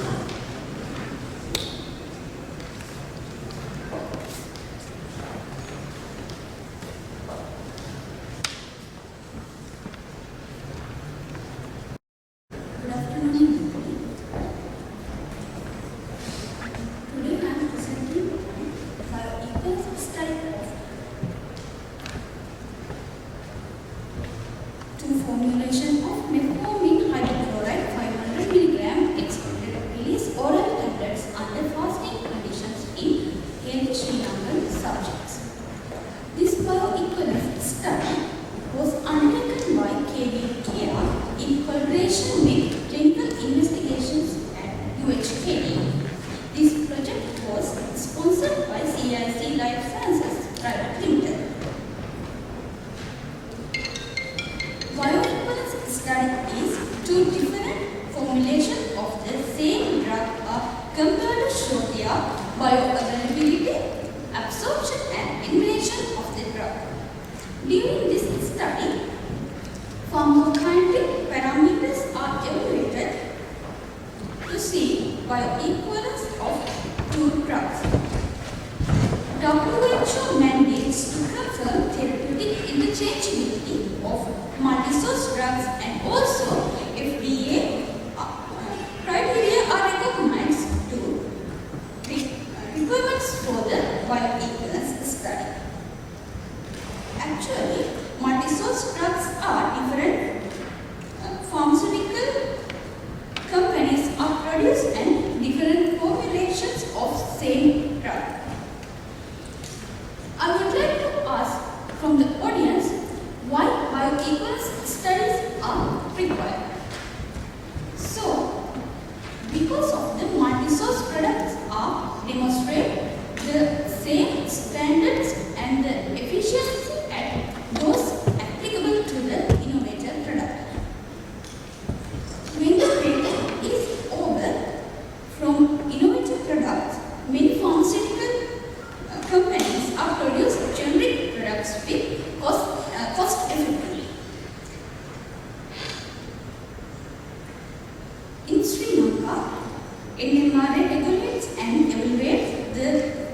medicinal products and drugs, and also that generic products must be demonstrate bioequivalence to the innovative products. And in the after 5 years, MMRA required bioequivalence study certificate to continue the registration of the drug. And also, some pharmaceutical companies that export their multi-source drug and they want to should be bioequivalence certificate to present by pharmaceutical companies.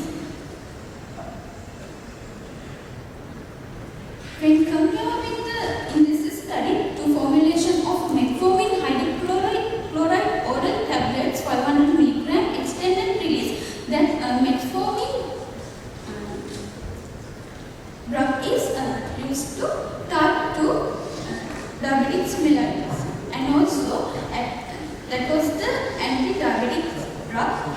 It's the class of bicarbonate. The mechanism of the action is the alteration of the energy metabolism of the cell. The aim of the study is to compare the rate of extent of absorption of the generic formulation of metformin hydrochloride 500 mg extended release oral tablets manufactured by CIC and the innovator glucopatch 500 mg extended release oral tablets in France. So for this study, ERC approval was obtained from KDU Ethical Review Committee. In the study design, it was randomized open-label, single-dose, 2-period crossover design with 1 week for short period. The drug administration was conducted under the fasting condition and healthy volunteers were recruited for the study populations. Those are based on the FDA guidelines. These are the specific objectives in this study. Recruitment of the healthy volunteers for the study, those are the inclusion criteria and exclusion criteria for recruiting the healthy volunteers. In moving to the methodology, firstly, recruitment of volunteers and selection of healthy volunteers. Firstly, volunteer recruitment process, and we distributed the volunteer information sheets in their mother tongue because they want to clearly specify their understand what they are should do. And next, screening volunteers and subjected to medical testing. For the screening, those are the medical testing we conducted for the screening volunteers, and after doing this medical testing, medical reports to submit to the clinical investigators, and then recruited the healthy volunteers. For this study, we recruited 18 volunteers. So, then conducting clinical trials to collect the blood samples. This is our clinical trial plan.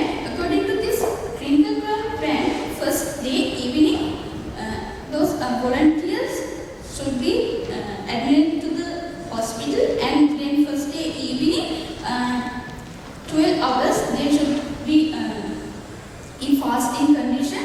After second day morning, they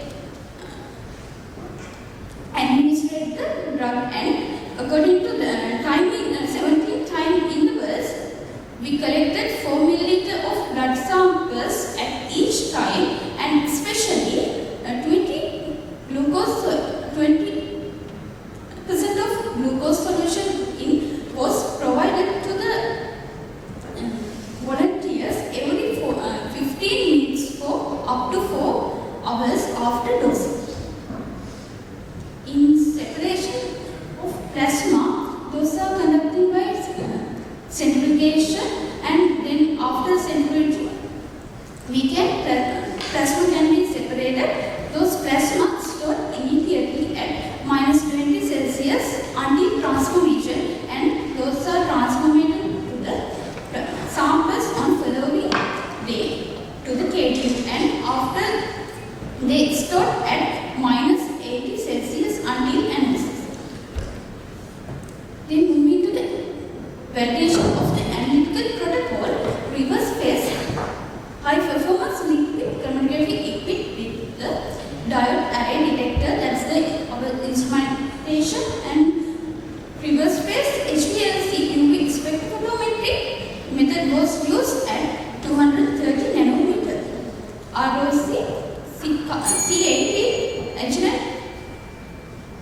analytical column was used.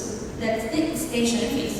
In the validation of analytical method was carried out by the following ICH guidelines. In the we prepared mobile phase mixture of acetonitrile 25% and water with 20 millimoles of phosphate buffer, that's 70% volume to volume ratio. Metformin and internal standard tantin are used as the detector at 230 nanometer and column temperature was 45 Celsius and sample analysis time was 15 minutes.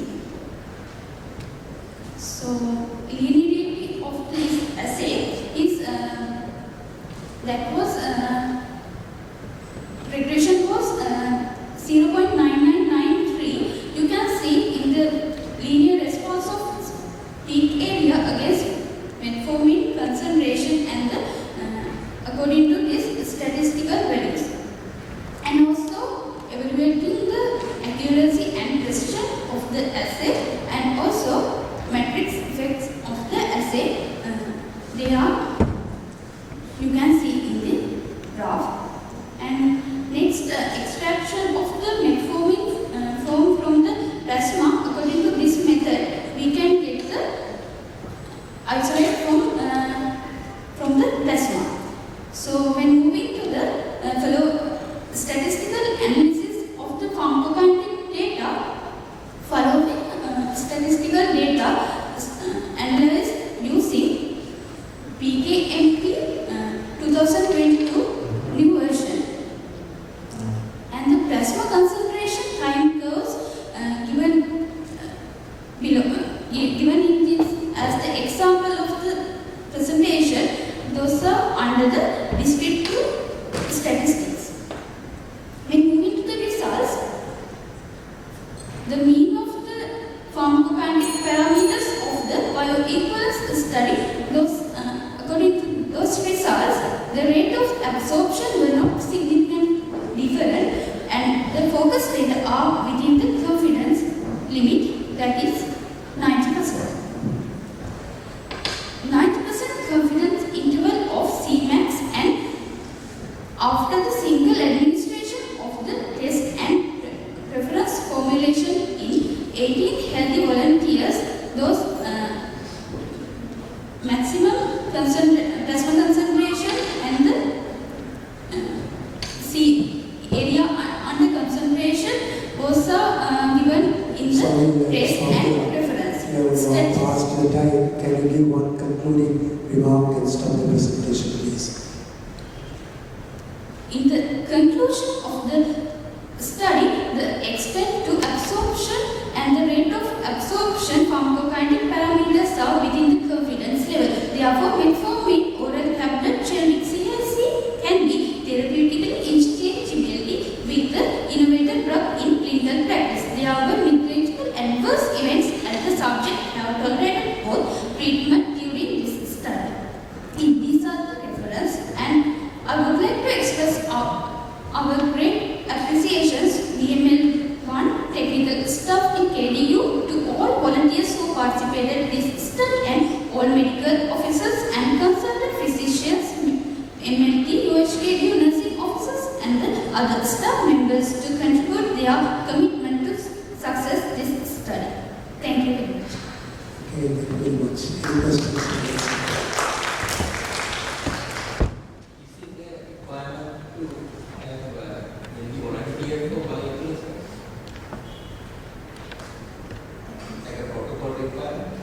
Yes, sir. According to that inclusion and exclusion criteria was given by FDA. Specific only for metformin? No, sir. For the bioequivalence studies. For us, every volunteers, only for cancer that don't use it.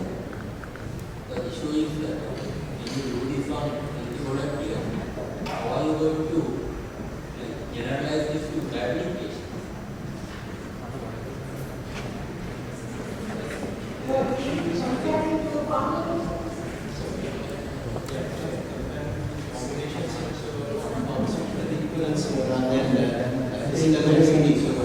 in that sense they are interchangeable, in their approach to one another. So that is the interpretation.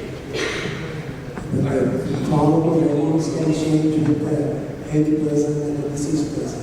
Say, for instance, if you are performing on patients with diabetes, they can have other factors.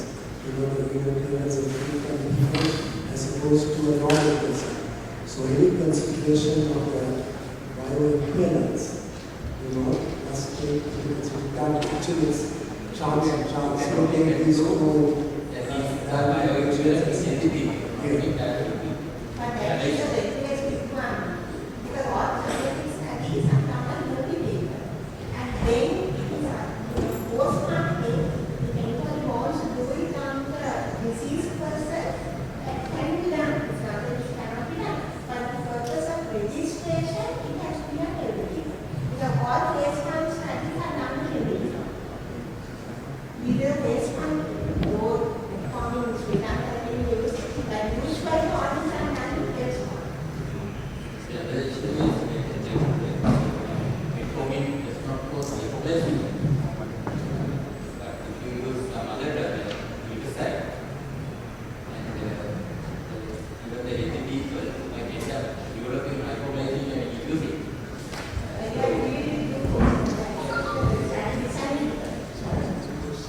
But I mean, you don't know how much it goes to be.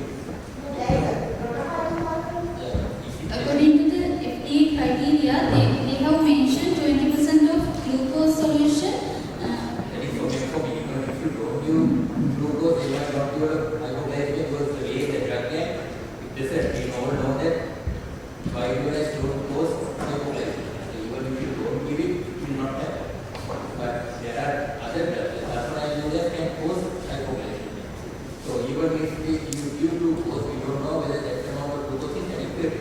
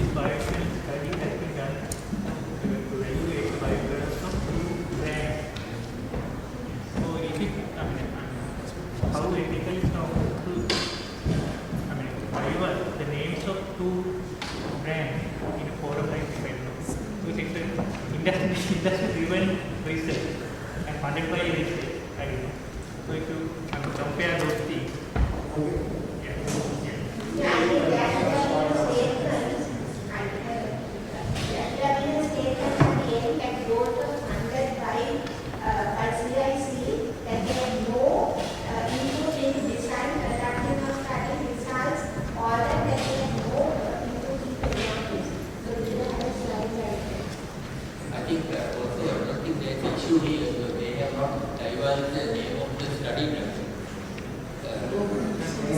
To that has been diagnosed. Yeah. Okay. Okay, so But glucophage is the original drug that we also know. thank you very much.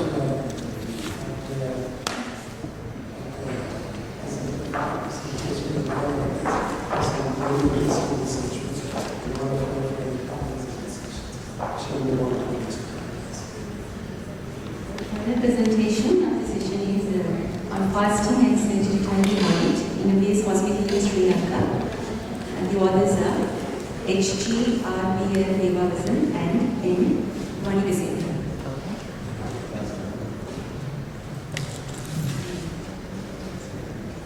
I think the presentation is delivered online. The authors are joining online.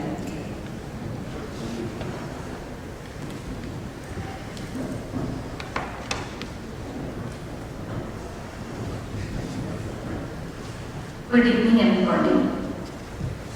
I hope everybody can hear me. We can hear you, but we can't see you. Now can you see me? Yes, we can, yes. Please go ahead. Good evening, everybody. I am Dr. Kariyawasam. My abstract title is 88. The topic is fasting and surgery timing body in a base hospital in Sri Lanka. According to the American Society of Anesthesiologists, the patients are kept fasting preoperatively to minimize the risk of pulmonary aspiration. They recommend to keep the patients fasting 6 hours for solid food, including non-human meal, 2 hours for clear liquids. They should preferably be carbohydrate rich, isotonic, neutral pH and non-carbonic. And for the children who are breastfed, to keep fasting, keep for 4 hours. And Dr. In the whole setup, Dr. Harrison, sorry to interrupt you. Can you share the slides, please? We can't see the slides. Yes, sorry.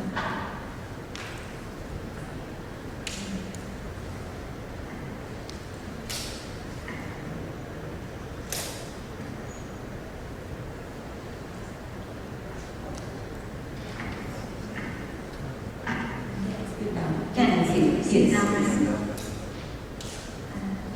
The introduction.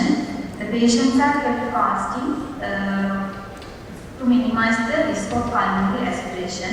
The American Society of Anesthesiologists recommend to keep the patient fasting 6 hours for solid food, including non-human meal, and 2 hours for clear liquids, preferably carbohydrate rich, and they should be isotonic of neutral pH and non-carbonated. And for the children who are breastfed, to keep them 4 hours free of breastfeeding. In the ward setup, usually patients are kept fasting from 10 p.m. the previous night to start the surgery on the following day at 8 a.m. When I started my anesthesia training at first in this hospital, I noticed this tradition, and I wondered where this tradition came from, and I wanted to see how long the patients are kept fasting preoperatively. So me and my consultant at that time joined together and did this audit. So prolonged fasting can lead to many complications apart from patient discomfort, such as dehydration, electrolyte imbalance, delayed recovery, post-operative nausea, vomiting, and poor patient outcome. So the objective of our study was to assess the duration of preoperative fasting in patients undergoing elective surgeries at over a 10 days period at base hospital Lanka. The study setting was operating theatre at base hospital Lanka, and patients who are coming for the elective surgeries over a 10 days period of time were given a data collecting questionnaire, and the data were collected. The sample size collected was 104, and from the collected data, the average fasting time and preoperative fasting time was solid clear liquids and residue were calculated and compared against the recommended fasting guidelines. The results are as follows. Out of 104 patients, 80 were females and 24 were males. And I categorized the number of surgeries according to the type of surgery. There were 36 general surgical patients, 49 obstetric patients, 18 gynecological patients, and only 1 ophthalmological patient. So we calculated the average fasting times in each surgery and all surgeries for both solids and clear liquids. In all surgeries, the average fasting time for solids was 12.7 hours, and in general surgical patients, 13 hours, obstetric patients, 12.1 hours, gynecological patients, 13.7 hours. And average fasting time for clear liquids in all surgeries was 7.7 hours. It was 9.9 hours in general surgical patients, 5.9 hours in obstetric patients, and 7.8 hours in gynecological patients. 63% of patients were kept fasting for solids for 12 hours or more, and 75.9% of them were fasting for clear liquids more than double the recommended time. So, our conclusions of this study: regardless of the international and local fasting guidelines, patients are kept fasting for solids and clear liquids for a significantly longer period than expected. It implies that there should be more planning regarding timing of surgery, which by both surgical and anesthetic teams. These are the references of my audit, and I acknowledge the director and the theatre staff at Base Hospital Counselor for allowing us to do this study. Thank you very much. Thank you, Dr. Wilson. The debate is open for discussion now. We have a question from the audience. Pass the mic, please.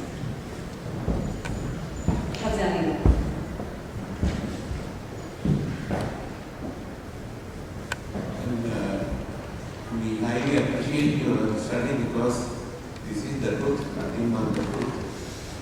But there is one important thing we have to remember. Even though these people say, the patients say they have not taken anything, they have taken. I know it. Because it happens in real life. Because 12 hours fasting, you can imagine a human being, is impossible. And they drink various things and they won't tell you, but that is an important thing. But remember what you have said already is absolutely right. Fasting will add more and more to the injury because most potent stimulus for vomiting and aspiration is fasting. That's the problem. People think the more you fast, you will be sort of you will be away from it. It's not really so long. Marching towards it. That is the most important thing I have highlighted. So I think one day you will spread this news. The tradition I can remember, as far as I can remember, this is over 100 years old, this tradition. And so this is happening everywhere. And especially the younger generation who are aware of these international guidelines are shocked to hear this. They are shocked because 12 hours, 16 hours fasting. But there is one important thing which you have to remember. In real life, that is the announcement in the night, Tennakoon. Better operation night, Fernando. That's a general announcement. But during the first operation is taken at 8, but the second patient will be taken at 12. Because the first operation is a long operation. But till that patient is fasting. So that it's a chaotic situation. But we are very grateful to you for highlighting this fact, which can from time to time give rise to conflicts. So thank you very much. It's a good thing. Can you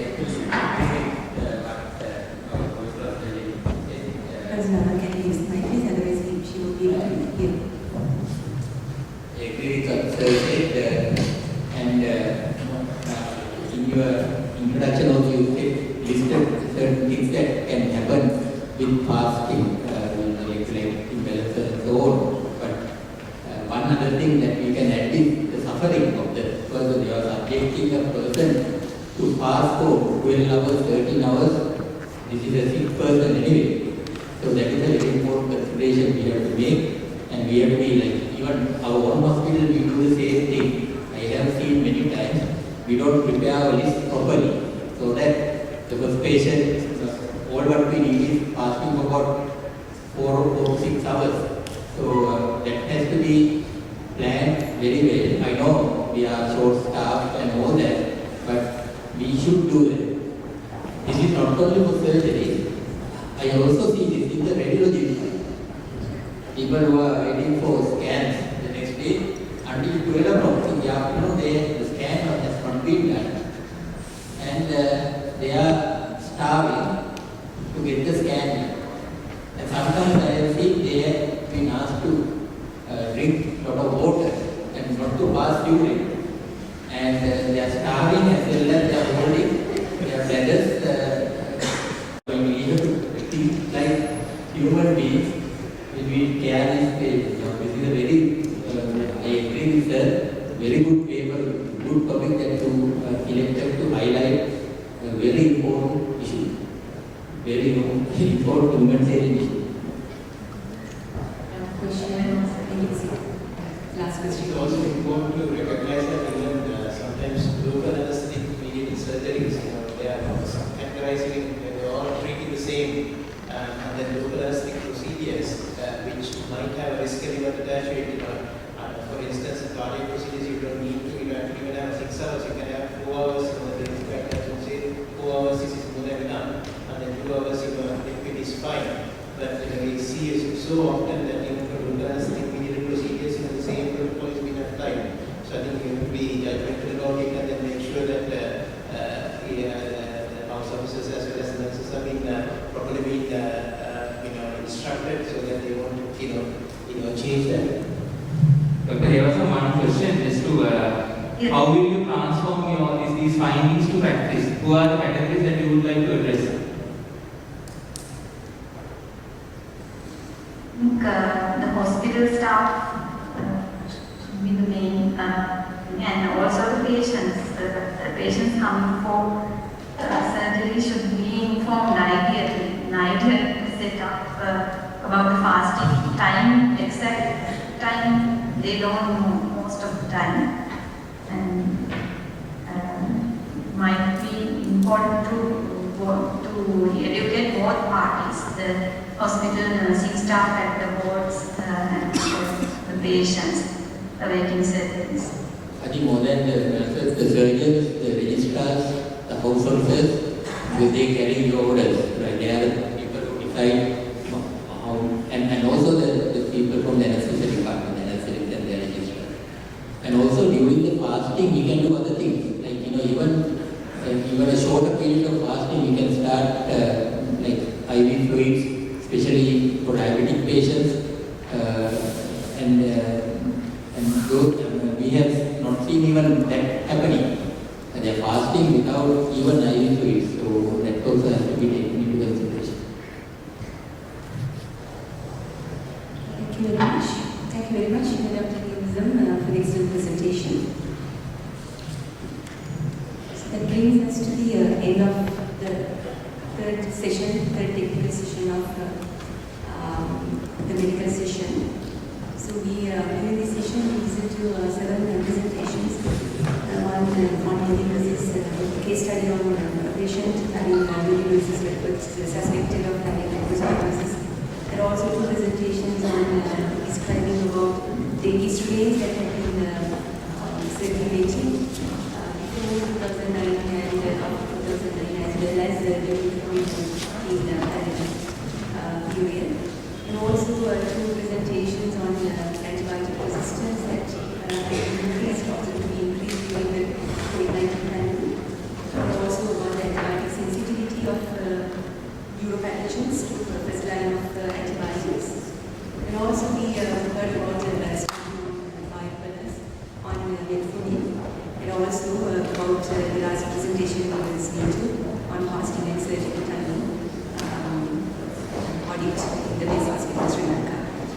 let us thank all the presentations, the presenters and the authors for their excellent presentation, and also for sharing their excellent findings with the audience with us.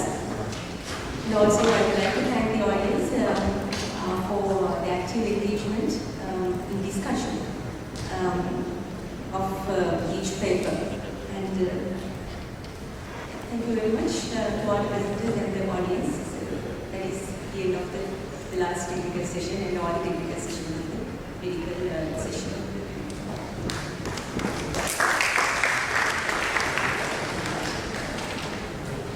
Ladies and gentlemen, so now we have come to the end of the third and the last technical session, which was very indeed interesting. On behalf of the organizing committee, I would like to thank Professor Charitha and Professor Kolitha Sellahewa for chairing this session. Moving on, it's now time to hand over the certificates of participation for the presenters this afternoon.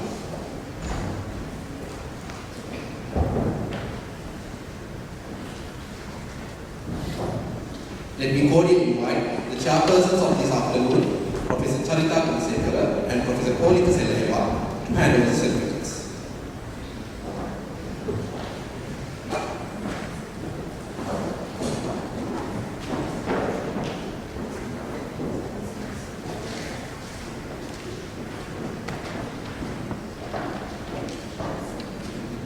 So let me call upon the presenters of the third technical session of IRC of Faculty of Medicine. Presentation 1, WMID Nakkawita.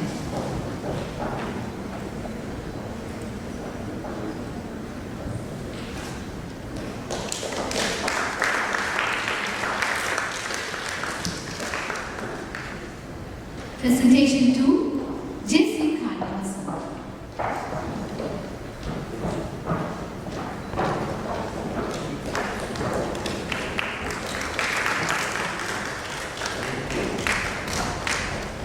Presentation 3, D.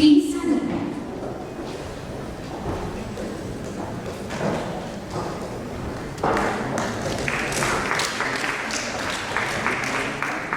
Presentation 4, S. Rajendran.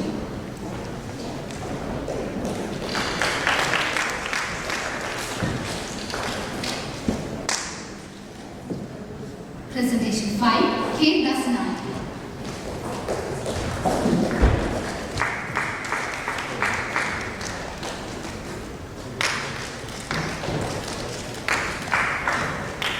Presentation 6, U.S. Korea.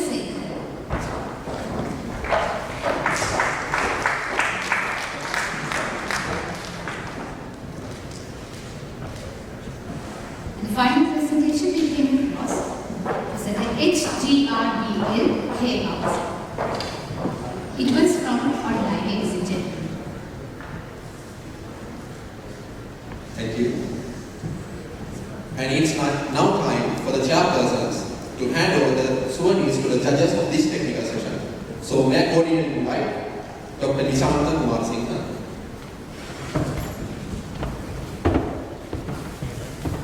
Dr. Rajendran, and Lieutenant Colonel Dr. WMID.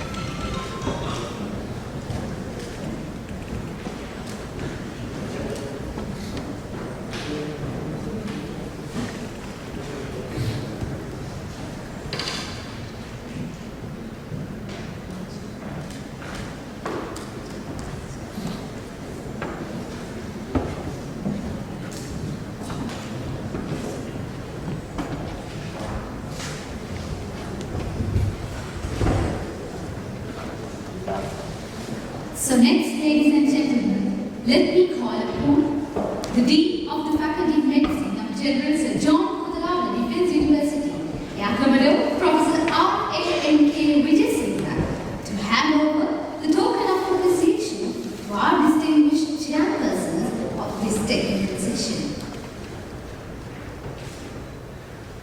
Professor Charitha and Professor Kolitha.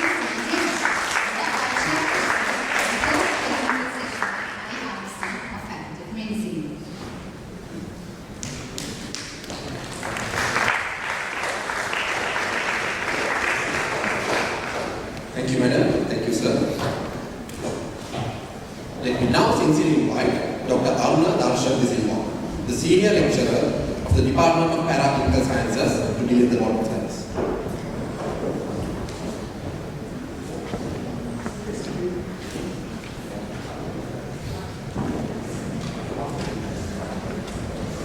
Thank you.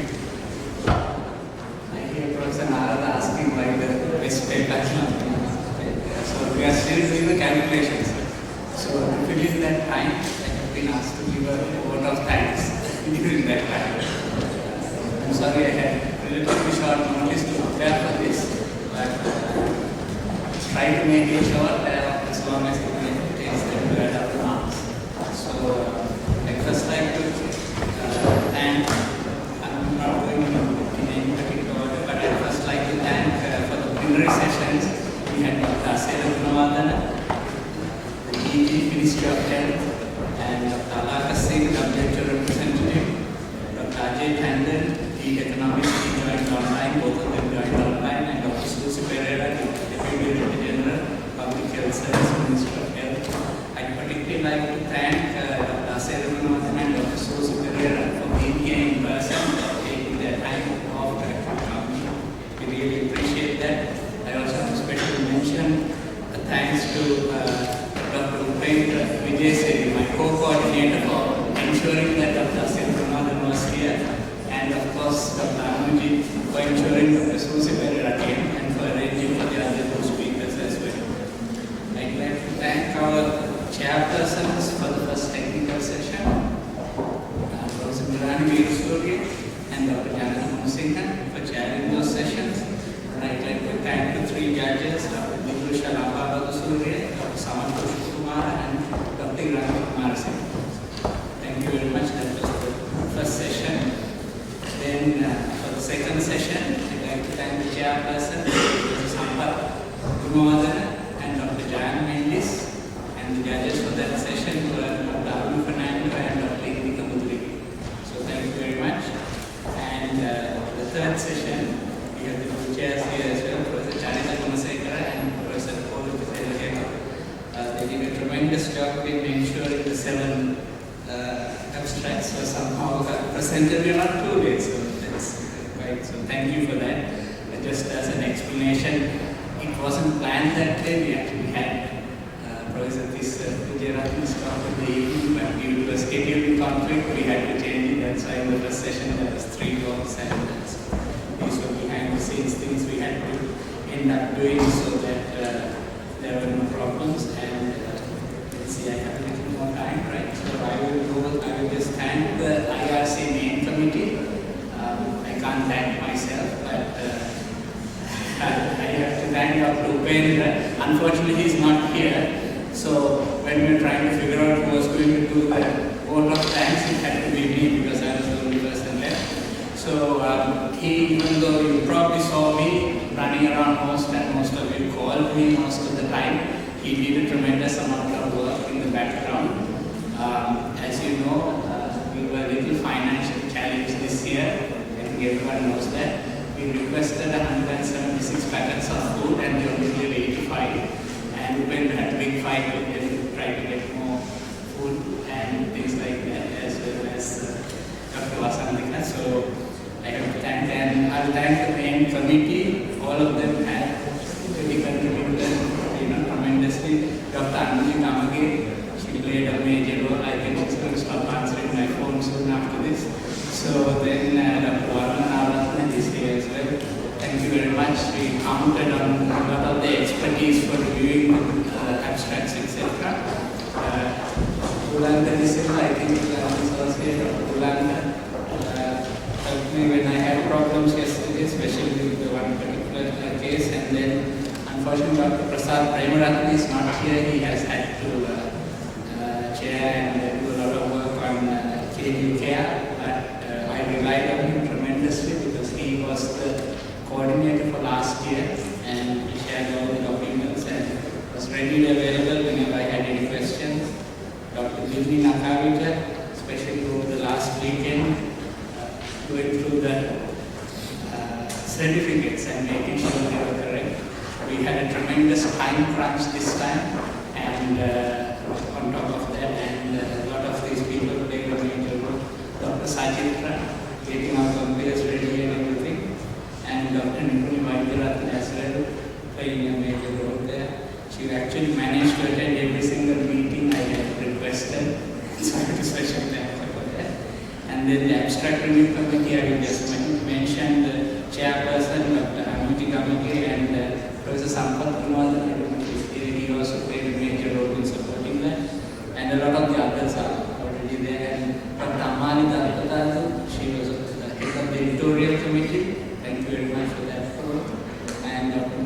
Bandara, I think he was here and he just left. He did a tremendous job of arranging the poster arrangement. We had it earlier, between 11 o'clock and 1 o'clock, and that I think helped a lot. And hopefully we'll try to restructure that going forward. Then we had Dr. Nishant Kumar Singh. He was also at AMF. He pretty much organized the front desk, and with minimal bargaining from my part, he did a tremendous job there. And Dr. Jayasinghearachchi, I have to thank her and Dr. Anuji and Dr. Nayana for all the lovely arrangements we see here. We didn't get a penny from KDU this time. 1 week before the event, we were told we are not going to get any funds for flowers, and the two of them volunteered and got the students, I believe it was 36 intake, right? 36 intake, they did a tremendous job, and Eurasia. I remember seeing Prof. Charitha also there helping with the flowers, so thank you very much. I think it was better than last time when we actually got funds from KDU, so maybe we should keep this as a trend. Then again, of course, we have Dr. Dilani Nakkawita certificates, and of course, I have to thank Miss Dilani. Miss Dilani, I think she's still working away there, getting certificates ready. And then, of course, Dr. Fernando, I see him there, working away at his computer, but he was there when I needed him to make sure things are running. Thank you. And again, of course, Dr. Sachin for the comparing.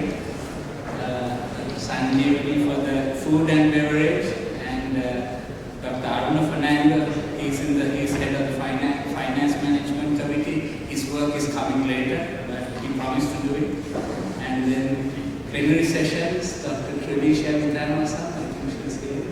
And thank you very much for the work in coordinating that. And of course, Dr. Fernando, who coordinated this session and made sure the judges had everything. Then I think Ms. Pulleperuma is not here. She was the timekeeper who silently sat there ringing the bell on time. So I must thank her as well. Then of course I have to thank the main committee, Dr. Chairpersons, the chairperson, Dr. Pulleperuma. Both of them were quite responsive to my calls, and I have to thank you for that. Of course I personally know, but even Dr. Chairpersons and the other co-coordinators, Dr. Ms. and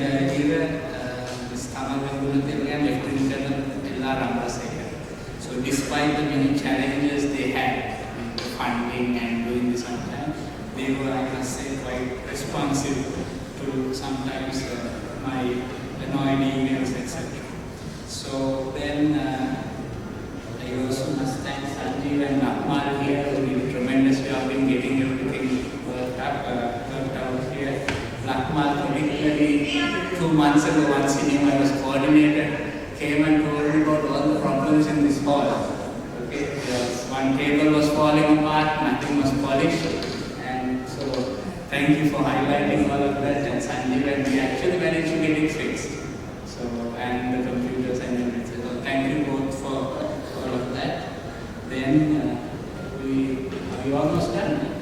We are ready. Okay. So can't get to go without thanking our two officer cadets who did the comparing, Ariyaratne and Sellahewa, Radio Academy. So thank you very much. They did a tremendous job. We should thank them especially, and the lady of and the lady of Thank you for taking the time and coming. And thank you for all the other cadets who came here. I hope you learned something.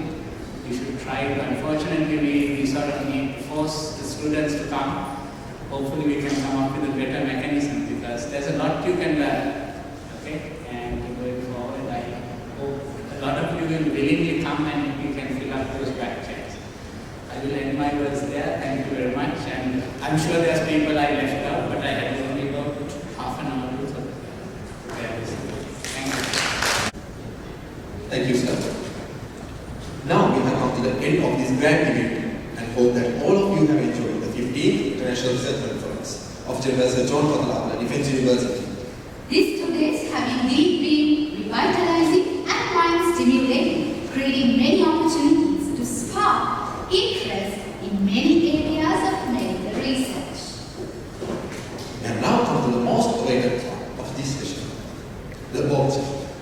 To hand over the awards, the winners for the best oral presentation and the best poster presentation, I would like to call upon the Commodore Professor Jayasinghearachchi, the Professor of Medicine and the Dean to the Faculty of Medicine, General Sir John Kotelawala, Defence University.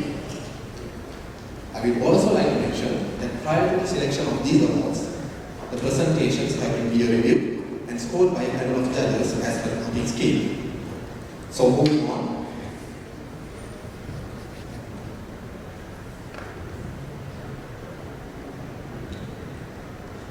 The best poster presentation of the 15th International Research Conference of Faculty of Medicine is awarded to D.A. Goonawardhana, I. Goonawardhana, C.N. Karnagara, P.H. Pulleperuma, and W. Abhay for the poster presentation titled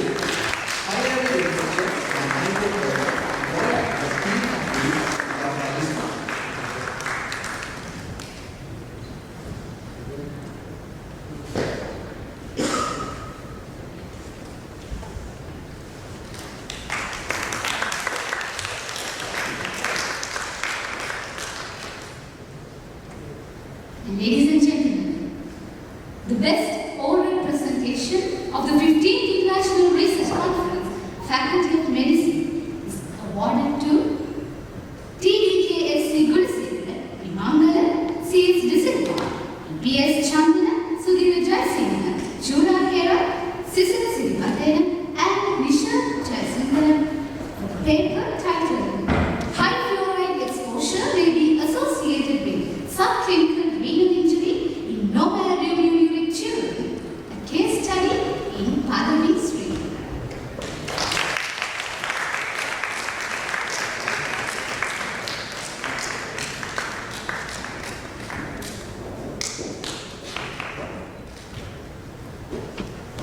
Thank you, sir.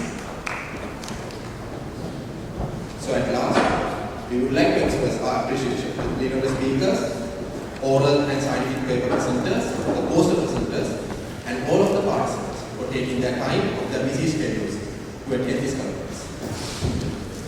12. Dean William R. Inch, who was a reputed English author, once said, "The aim of education is the knowledge, not of fact, but of values." It is on occasions like this we get opportunities to test our knowledge and understanding. We could get an exposure about what the best of the brains think about research, development, and innovation in the healthcare sector to ensure sustainable economic growth.